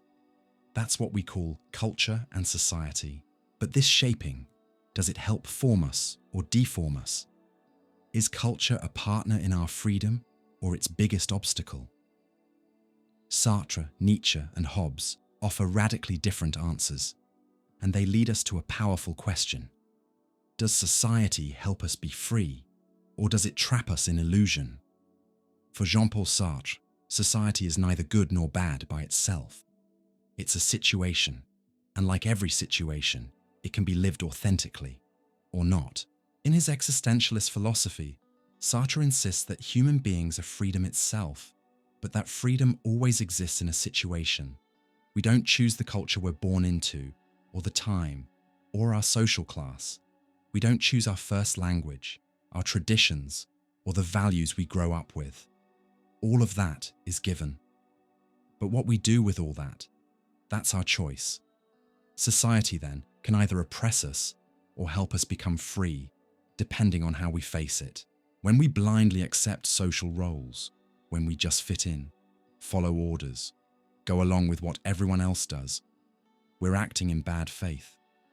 We pretend we don't have a choice, even though we do. In that case, society becomes a prison, not because it forces us, but because we choose not to think. But the same society can also be a space for freedom, if we face it consciously. When someone takes responsibility for their own choices, they can transform society through action. They don't just adapt to culture, they act on it. Sartre believes that human freedom is transformative. It can break systems, reinvent meaning, and create new ways of living. So, society doesn't define us completely. It shapes us, yes, but it doesn't control us. Freedom still exists, even when everything around us seems closed off. And it's this freedom that can turn culture into a space for reinvention, not submission. Friedrich Nietzsche, on the other hand, sees dominant culture with deep suspicion. To him, culture doesn't just shape us, it corrupts us. In works like The Genealogy of Morals, Beyond Good and Evil, and The Antichrist, Nietzsche argues that Western societies built cultural systems based on resentment, fear, guilt, and denial of life. Judeo-Christian morality, modern institutions, and the idea of humanism all, in his view, create a culture of weakness, submission, and forced equality. This dominant culture, he says, turns the strong into sinners, the creators into outcasts, and the free into conformists. It produces fragile minds, fearful hearts, and people desperate for approval. Nietzsche sees culture as a machine for domestication. It teaches us to suppress our instincts, to hide our desires, and to feel ashamed of our inner power. Instead of celebrating uniqueness, It demands obedience. The good citizen, the moral man, the civilized individual. These are products of a system that crushes greatness. That's why Nietzsche believes real freedom can only begin outside this culture, or against it. The free spirit is the one who dares to think against dominant values, who breaks moral codes, ignores conventions, and creates new values from scratch. For Nietzsche, dominant culture doesn't just limit freedom, it destroys it, and only the rare few have the courage to break the mold. Thomas Hobbes, by contrast, gives us the opposite picture. For him, society isn't a machine of oppression. It's a cure for human savagery. In his book, Leviathan, Hobbes starts with the idea that in their natural state, humans are driven by fear, desire for power, and self-preservation. Without laws, institutions, or culture, people fall into constant conflict. Life becomes solitary, poor, nasty, brutish, and short. The solution? A social contract, a rational agreement where people give up part of their natural freedom in exchange for security and order. In this view, culture civilizes us. It holds back our dangerous impulses. It defines right and wrong. It gives us morality, law, language, and traditions. And all of that is necessary for freedom to exist safely and collectively. Hobbes doesn't see freedom as doing whatever you want, but rather as acting within the rules that protect peace. So for him, culture is the structure that makes freedom possible. Without it, there's no society. And without society, there's no freedom, only chaos and violence. These three perspectives lead us to a core tension. Nietzsche sees culture as degeneration. Hobbes sees it as salvation. Nietzsche exposes culture as disguised slavery. Hobbes defends it as the only path to peace. And Sartre stands in the middle, but with his own depth. He sees culture as a space of possibility. It can either trap us or set us free, depending on how aware and responsible we are. Which brings us back to the essential question: does society form or deform our freedom? Nietzsche would say, with full force, that it deforms, that any culture built on repression of instincts, denial of difference, and forced conformity kills creative freedom. That most people are just puppets in the moral system they were born into. Only those who break free from it can begin to be truly free. Sartre would say yes. Society shapes us, but doesn't define us. That we can live within culture either blindly or consciously. That culture becomes deforming when it isn't questioned, but can become a space for freedom when it's challenged with awareness and action. Society, he'd say, is like clay. It can become either a mask or a sculpture. It depends on what we choose to make with it. Hobbes finally would insist, without culture, there is no freedom. Raw human beings are not free. They are slaves to fear, desire, and violence. Culture, in his view, forms freedom, because it creates the basic conditions that make it possible, even if that means rules, limits, and self-restraint. Maybe the problem isn't culture or society themselves, but how we relate to them. When we live passively, uncritically, repeating patterns without thinking, culture deforms us. But when we live with awareness, creativity, and responsibility, we can transform culture into a tool of freedom. So perhaps true freedom isn't about escaping society, but about acting within it without being swallowed by it. It's knowing that yes, we've been shaped, but we can still shape ourselves. Authority is something that shapes our lives from the very beginning. It's in our families, schools, jobs, laws, religions, and institutions. It tells us what to do, how to behave, and even how to live. But how much of this authority protects us? And when does it start to suffocate us? Is freedom about obedience or resistance? Is authority a necessary structure or a disguised form of oppression? Sartre, Nietzsche, and Hobbes each offer very different and deeply thought-provoking answers. For Jean-Paul Sartre, freedom is the very essence of being human. We are born free, and constantly forced to make choices. Nothing defines us but our actions. So any form of authority imposed from the outside threatens our freedom. It doesn't matter if it comes from a boss, the government, religion, or public morality. When a rule is blindly followed, we are living in bad faith. Bad faith, for Sartre, is the self-deception of someone who would rather obey than take responsibility for their own existence. It's easier to say, "I'm just following orders," than to think for yourself. It's more comfortable to blame authority than to face the anxiety of choosing without guarantees. That doesn't mean all authority is inherently bad, but it's only legitimate when consciously chosen, when it comes from personal deliberation, not blind obedience. For Sartre, being free means staying aware and alert in the face of authority. It means being able to obey without losing yourself, or to disobey when needed. He doesn't deny that we live within systems of authority, but he believes freedom only becomes real when we act as the authors of our own decisions, not as puppets. The danger is letting authority turn freedom into unconscious obedience, which, to him, is a betrayal of existence itself. Friedrich Nietzsche takes it even further. For him, all external authority is inherently suspicious, whether it comes from tradition, morality, the state, religion, or education. Nietzsche sees authority as a tool of domination, not just politically, but spiritually and existentially. In Beyond Good and Evil, he argues that systems of authority were historically created to control the strong, the creative, and the different. These systems serve to protect the herd, the masses who fear freedom, fear difference, and fear intense living. Authority, in this view, teaches us to obey before we ever learn to want. It makes us feel guilty for thinking for ourselves. It says, "Be like everyone else, or you're wrong." That's why Nietzsche sees the free spirit as the one who breaks away from imposed authority. They disobey to affirm themselves.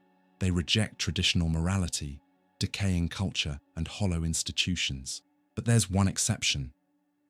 Become who you are. This Nietzschean phrase reveals the only authority he respects, the authority of the self over the self. To be free is to follow your own will to power. It's to live by your own values, created with courage and responsibility. The only legitimate authority is the one that comes from within. So while Sartre sees authority as a boundary that can be acceptable if freely chosen, Nietzsche sees it as the enemy of authentic freedom, unless it's self-mastery. Thomas Hobbes, on the other hand, offers the complete opposite perspective. For Hobbes, authority isn't the opposite of freedom. It's the condition for it. Without a central authority, without laws, without a regulating power, people descend into constant conflict. In the state of nature, everyone has a right to everything, including the right to kill to survive. Absolute freedom becomes absolute fear. The solution, in Leviathan, is the creation of a social contract. Everyone gives up some of their natural freedom and transfers power to a common sovereign.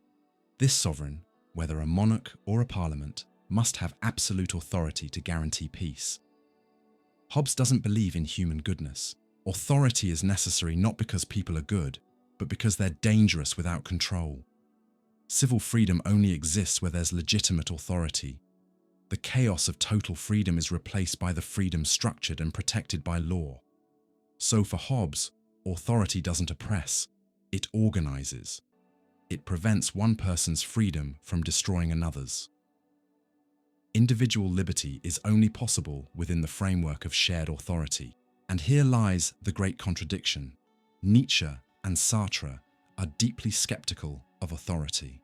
Hobbes sees it as the very foundation of civil freedom. Sartre fears unconscious obedience. Nietzsche despises any form of moral oversight. Hobbes believes authority is the only thing that prevents mutual destruction, which brings us to the core question: is authority oppression or structure? Sartre would say, it depends. When authority is blindly accepted, it becomes oppressive. But when it's questioned, challenged, and still freely chosen by a conscious individual, it can serve as a legitimate structure. The key is the authenticity of the choice. If I obey just to avoid thinking, I'm in bad faith. But if I obey out of conviction, after reflection, then authority doesn't destroy freedom, it supports it. Nietzsche would say, it's almost always oppression. Authority exists to preserve the order of the weak, the moralism of the resentful, and the mediocrity of the institution. True freedom demands we confront and resist all external authority. The only duty that matters is to your own greatness. To be free is to be your own authority. Hobbes finally would say, authority is structure, and without it, everything collapses. Freedom without authority is a dangerous illusion. Only strong laws and central authority make peaceful coexistence and security possible. Some impulses must be restrained. That's the fair price we pay to live in society. Maybe none of these answers is final, but they all reveal important parts of the same tension.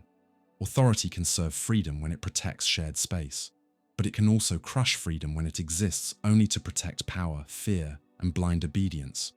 The crucial point is how we respond to it. Obeying out of fear or laziness is servitude. Obeying with awareness and conviction is active freedom. And disobeying, when necessary, is also an act of freedom.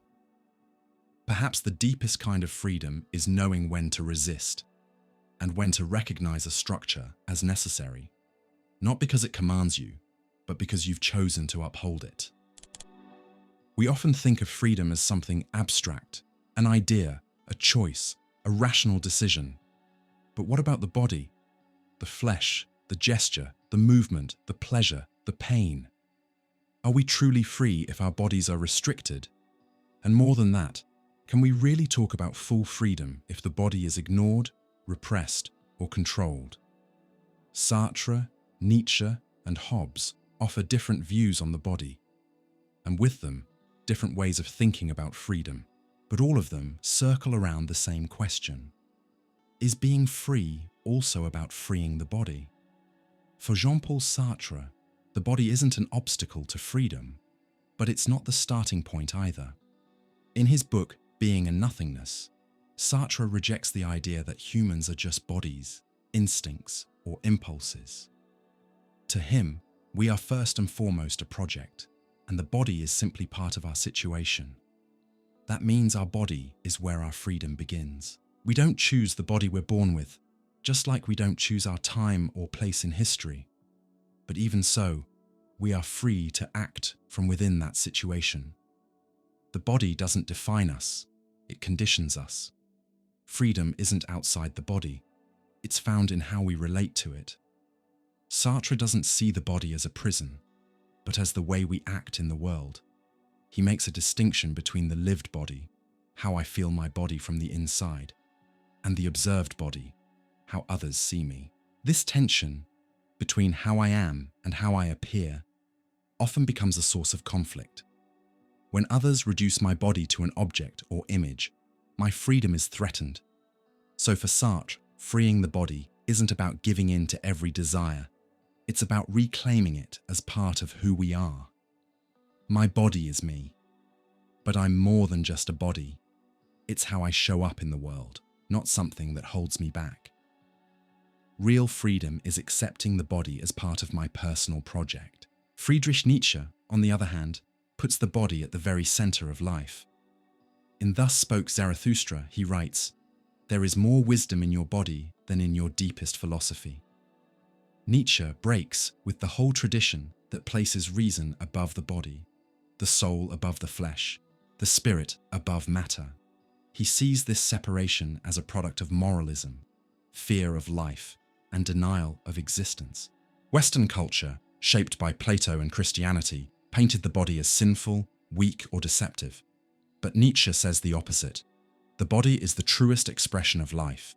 Its instinct, desire, impulse, creation. It feels before it thinks. It wants before it knows. Freedom, for Nietzsche, doesn't come from repressing the body. It comes from embracing it. He's not promoting a shallow kind of pleasure-seeking. It's not about chasing every urge. It's about recognizing that the will to power, the deep drive to grow, create, and overcome, flows through the body.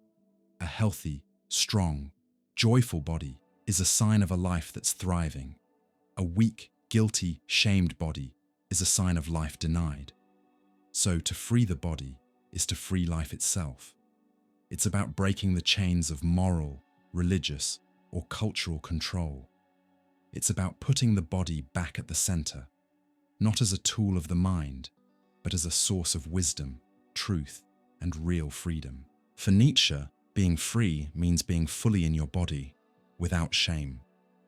Thomas Hobbes, however, sees the body through a completely different lens. In Leviathan, he describes humans as natural machines, governed by physical laws, impulses, and mechanical movements. The body for Hobbes is part of material nature. It's like any other object, driven by desires, needs, and reactions. Freedom, in this context, doesn't come from the body. It comes from regulating the body. Hobbes believes that if humans act on their own desires, they clash. Everyone wants what they want, chases what they crave, fights for what they need. The result is chaos, a war of all against all. In that sense, the body is a constant threat to peace. That's why Hobbes says we need a social contract. We need rules and authority to keep order. The body must be controlled, disciplined, and contained. Freedom doesn't come from giving the body free rein. It comes from limiting it. So while Nietzsche sees the body as a source of power and freedom, Hobbes sees it as a danger. The body needs boundaries. Society only works when bodies obey. Freedom isn't about doing what you want. It's about self-control for the sake of order. This contradiction is key.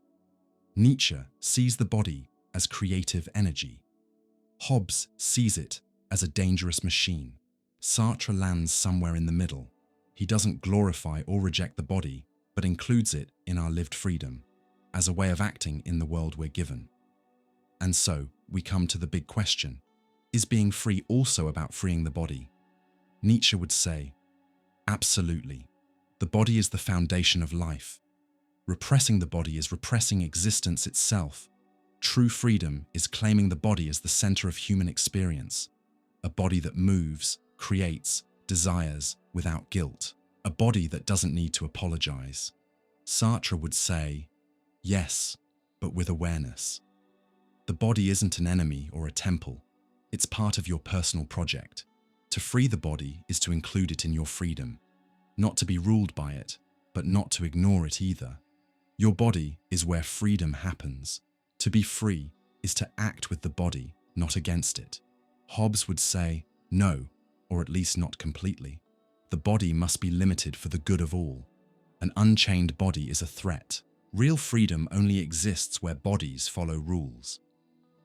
Nietzsche's idea of a free body would mean the collapse of civilization. 3 views, 3 ways to understand the relationship between body and freedom. Maybe true freedom starts by listening to the body, but also by knowing that it doesn't speak alone.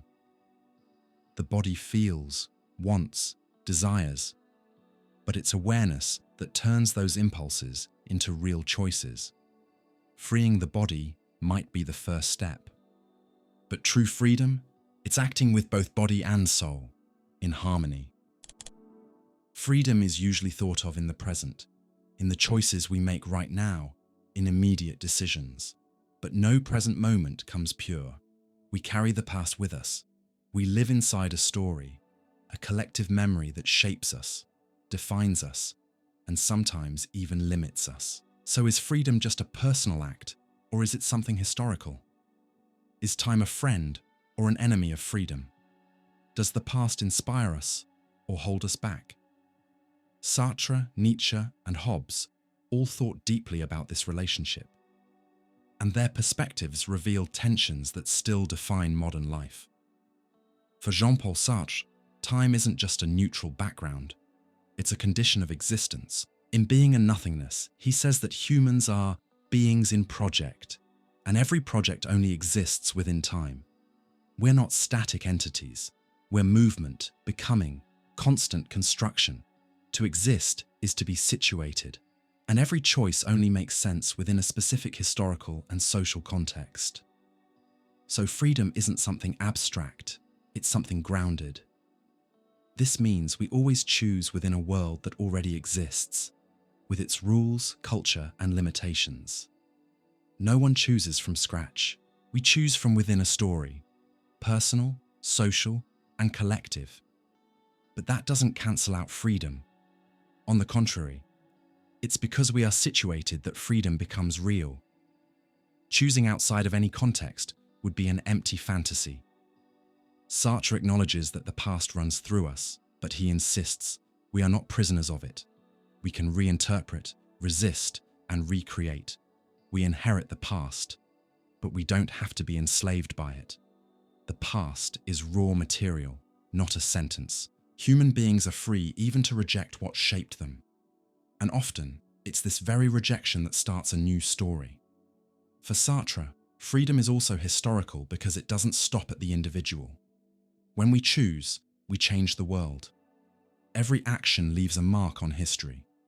It can break cycles, reshape structures, and create new meaning.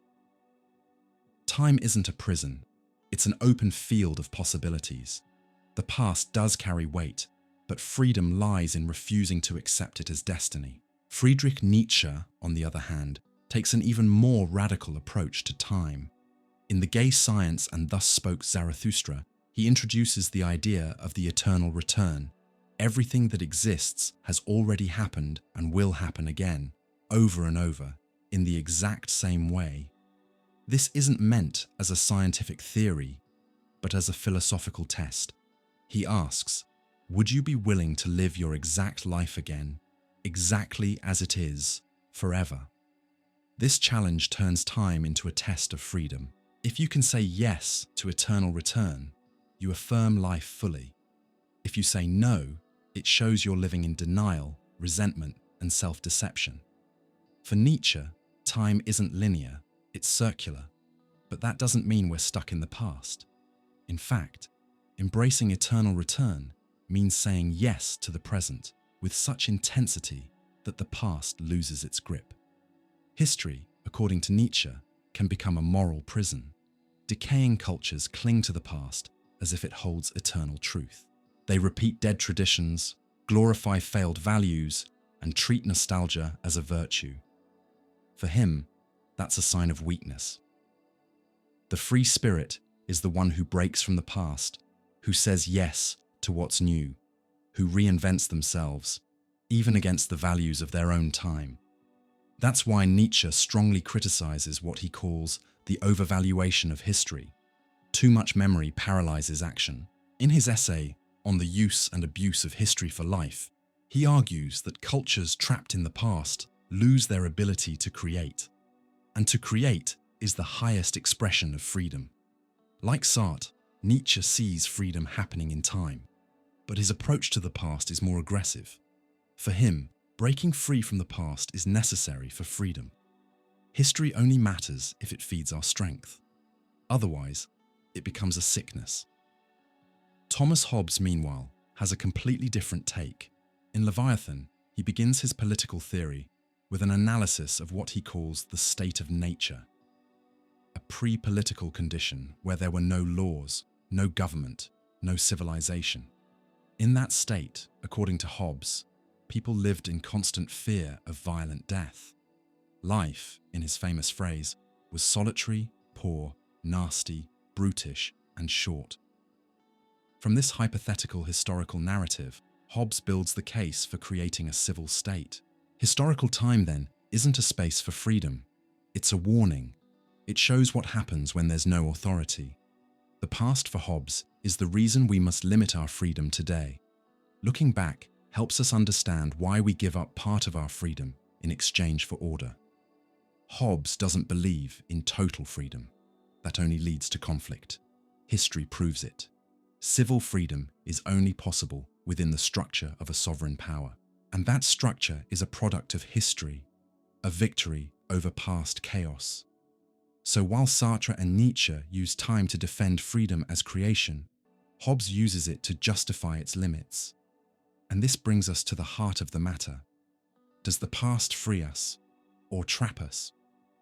Sartre would say the past gives us context. It doesn't define us, but it gives us the ground on which we choose. The past is a given, but freedom is what we do with it. And that choice can give the past new meaning. We aren't born free from time, but we are free within time. History is a stage, not a sentence. Nietzsche would be more blunt. The past usually imprisons us. It holds up outdated morals, blocks creativity, and embalms life. Breaking from the past is the task of a strong spirit. Eternal return becomes affirming only when the past is no longer a weight, but a springboard. Hobbes, finally, would argue that the past teaches us the dangers of unchecked freedom. History is a warning. Remembering chaos is what makes our current structure legitimate. Time, for him, doesn't liberate. It explains why we need to obey. 3 perspectives. 3 different ways of dealing with time and freedom. Maybe there isn't one right answer. The past can be a prison when we blindly repeat it, but it can also be a source of liberation when we engage with it consciously, with courage and creativity. Being free in time isn't about rejecting or copying the past. It's about choosing what to keep, what to break, and what to invent. Freedom isn't outside of time. It's how we inhabit time with responsibility and power. The idea of destiny runs through cultures, religions, and philosophical traditions. Some say everything is already written. Others believe we're free to shape our own story.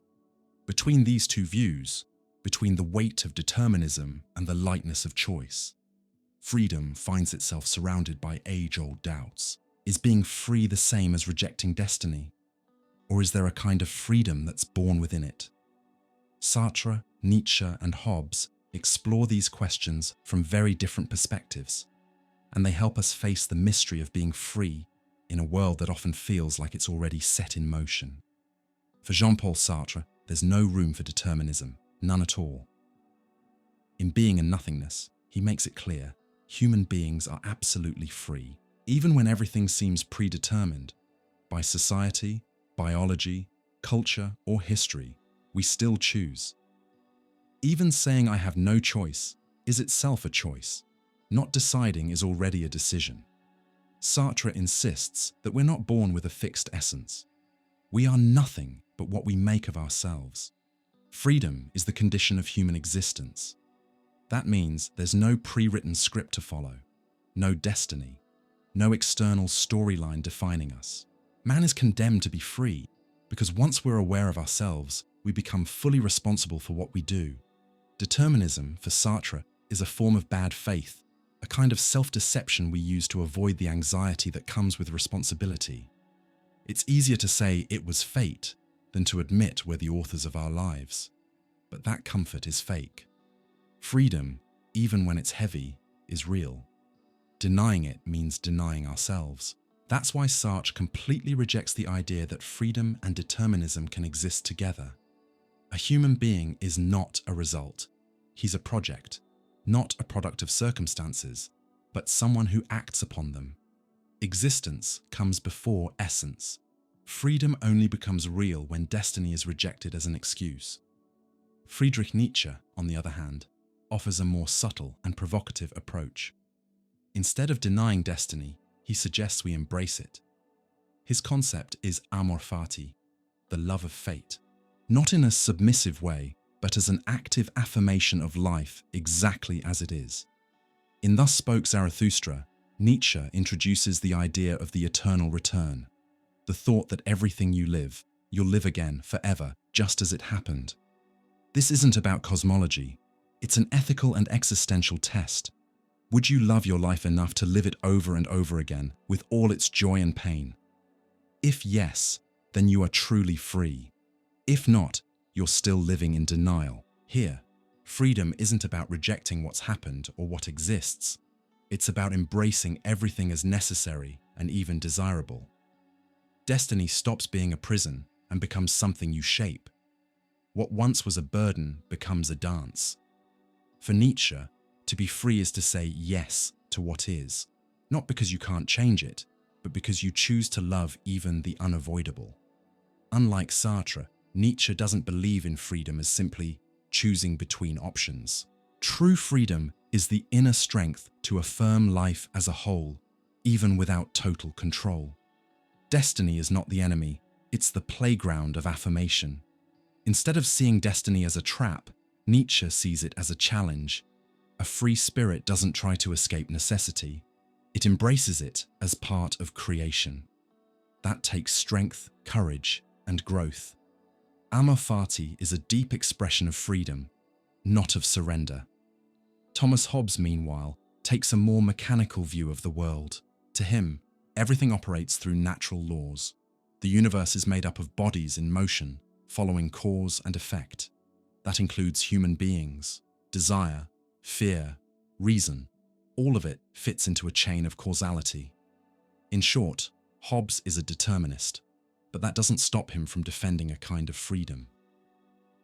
In Leviathan, Hobbes separates natural freedom, acting without interference, from civil freedom, acting under the laws of the state. Natural freedom may be absolute, but it leads to chaos. Civil freedom is limited, but it allows for peaceful coexistence. Hobbes believes freedom doesn't depend on the absence of causes, but on the absence of external restraint. If no one stops me from acting on my will, even if my will was caused by previous events, I'm still free. In that sense, freedom is compatible with determinism. I can be determined and still act freely within an organized system. So the social contract doesn't destroy freedom, it gives it structure. By agreeing to common laws, we give up dangerous freedom in exchange for practical freedom. Destiny, in this view, isn't some mystical force. It's just the logical result of unregulated human behavior. To avoid the destiny of chaos, we must build a society where freedom is protected by order. So, Hobbes tries to balance freedom and determinism, where Sartre separates them completely, and Nietzsche blends them through existential affirmation. That brings us to the big question: does freedom require denying destiny? Sartre would say, absolutely yes. Freedom only exists when we realize that nothing is written in advance. There's no essence before existence, no external cause that defines us. Everything we are is what we choose to be, including what we choose not to choose. Destiny is a comforting illusion, but it kills freedom. True freedom means breaking with every idea of a predetermined path.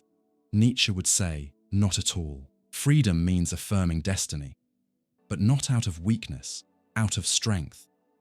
Amor fati is the act of someone who, even in the face of the inevitable, chooses to say yes. You don't just accept life, you dance with it. Freedom here is an inner power, a spiritual greatness that turns the necessary into something you embrace.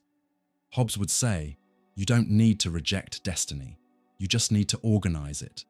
Freedom can exist within a world of causes, as long as we can act on our desires inside a system that prevents collapse. We are free. Civil liberty is fully compatible with natural determinism. Three thinkers, three completely different views of freedom. Maybe the answer isn't about choosing between destiny and freedom, but about how we face what we can't control. Some will reject all determinism, like Sartre. Others, like Nietzsche, will embrace fate with creative intensity. And some, like Hobbes, will look for a practical middle ground, where freedom and order live side by side. What matters is this: in all these cases, freedom isn't something we're born with. It's something we build in how we think, how we act, and how we respond to the forces that surround us. To deny destiny can be a form of freedom. So can embracing it. But what we can't do is live as if we had no choice. Freedom is a powerful ideal. Everyone wants it. Everyone claims it. But do we really understand what it means to be free? And what happens when we think we're free, but we're actually living a lie? What's the psychological price of that illusion? Sartre, Nietzsche, and Hobbes show us that false freedom can be more dangerous than having no freedom at all. suppressed anxiety, hidden resentment, and constant fear. These are the signs of a life that lies to itself about being in control. 3 philosophers, 3 different diagnoses. But they all point to the same truth. The worst kind of prison is the one you believe is freedom. For Jean-Paul Sartre, the illusion of freedom has a name: bad faith. In Being and Nothingness, he describes it as the act of lying to yourself, consciously or not, to avoid the responsibility of being free. It's not just an occasional lie, it's a deep, existential strategy, pretending you don't have a choice, that life is already determined, that things are just the way they are. This self-deception happens because freedom, though part of being human, is unbearable for many. Being free means you can't hide behind excuses, not behind God, human nature, tradition, or external morality. A free person is someone who sees themselves as a project, as the builder of their own identity. But this kind of radical freedom brings with it something intense: anxiety. For Sartre, anxiety is what you feel when you realize everything depends on you. There are no guarantees, no right path, only choices, and the weight of those choices. When that anxiety becomes too much, bad faith kicks in. People hide behind roles. I'm just an employee. I'm just a mum. I'm just another face in the crowd. They start living as if they're not responsible for their own lives. And that's where false freedom begins. The psychological price of that illusion? Inauthenticity. Life loses its real flavor. Existence becomes like a staged play, repetitive and hollow. The anxiety is still there, but it's buried. And whatever we bury tends to come back, in the form of chronic dissatisfaction, an empty feeling, or random anxiety. Illusory freedom doesn't protect you from anxiety. It just pushes it deeper into the unconscious. Friedrich Nietzsche, on the other hand, saw the illusion of freedom not in our personal consciousness, but in moral systems. In the genealogy of morals, he argues that Western civilization created the idea of freedom to tame people. The modern person thinks they're free because they follow rules, obey the law, act civilly. But Nietzsche believed this behavior doesn't come from true freedom. It comes from resentment. The morality of the weak, built on self-denial, humility, obedience, and sacrifice, was invented by those who couldn't affirm life, so they created values that deny it. The moral person thinks they're doing good, but in reality, they're suppressing their will to power, their inner strength. They settle for less because they're afraid to want more. This kind of morality produces a fake kind of freedom. You're free as long as you follow the rules, as long as you submit, as long as you deny who you are. Nietzsche calls this the biggest scam in Western history. True freedom, to him, belongs to the free spirit, someone who creates their own values, lives by their own power, and embraces life in full. The psychological cost of this illusion is resentment. A person who can't live fully starts blaming others, the strong, the world, the free thinkers. Resentment is a bitter form of envy, a slow poison that eats away at the soul. Mediocrity becomes virtue, strength becomes sin, joy becomes suspicious. And freedom, which should be creative power, becomes just a moral disguise. Thomas Hobbes had a very different take. He saw the illusion of freedom outside the social contract. For Hobbes, natural freedom, the idea of doing whatever you want without limits, is dangerous. In Leviathan, he describes the state of nature as a place where everyone has the right to everything, but no one is safe. The result? Constant fear, threats of death, endless conflict. Total freedom, according to Hobbes, is a life ruled by terror. Real freedom, he argued, only happens when it's governed by laws under a strong central authority. This kind of civil freedom isn't absolute, it's structured, but it's the only kind that guarantees peace, stability, and human cooperation. For Hobbes, the illusion is believing we can live with zero rules and still enjoy safety and harmony. The The psychological cost here is fear, a vague, ever-present fear that haunts every human interaction, suspicion, aggression, paranoia. Instead of living freely, the person lives in survival mode, like they're walking through an invisible war zone. For Hobbes, freedom without law isn't freedom, it's savagery. And living in that mindset is living in permanent mental warfare. Each philosopher points to a different source of illusion and a different kind of suffering. For Sartre, the illusion is internal. It happens when someone refuses to take full responsibility for their freedom. The result is inauthenticity, feeling like you're not really living your own life. For Nietzsche, the illusion is social. It's built into dominant morality, which kills our instincts in the name of virtue. The cost is resentment, the bitterness of not daring to want more. For Hobbes, the illusion is political. It's the fantasy of freedom without rules. The result is fear, the mental burden of a world with no security or protection. The deeper message in all three views is that misunderstood freedom can make us sick. When we pretend we're free, but deep down we're not, something breaks inside. The mind splits. Desire gets buried. Courage fades. And worst of all, we keep telling ourselves that everything's fine. Maybe the real question isn't just, am I free? But, is my freedom real, or just a convenient mask for my fear? Recognizing the illusion is the first step to breaking it. And each philosopher invites us to do just that. Sartre through responsibility, Nietzsche through inner strength, Hobbes through practical reason. Freedom isn't just a feeling or a promise, it's something we build, inside ourselves and in our societies. And when it's fake, it comes at a cost, to the body, the mind, and the soul, because no one can truly live well inside a lie. If this content made you think, question, or see freedom in a new light, then the journey was already worth it, because that's what philosophy is, a spark that lights up inside us. If you want to keep reflecting with me on topics like freedom, truth, morality, power, and everything that touches human existence, go ahead and subscribe to the channel right now. That's how you help keep this space alive and growing. Like the video, it helps the content reach more people.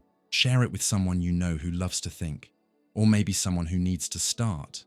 And tell me in the comments, what does real freedom mean to you?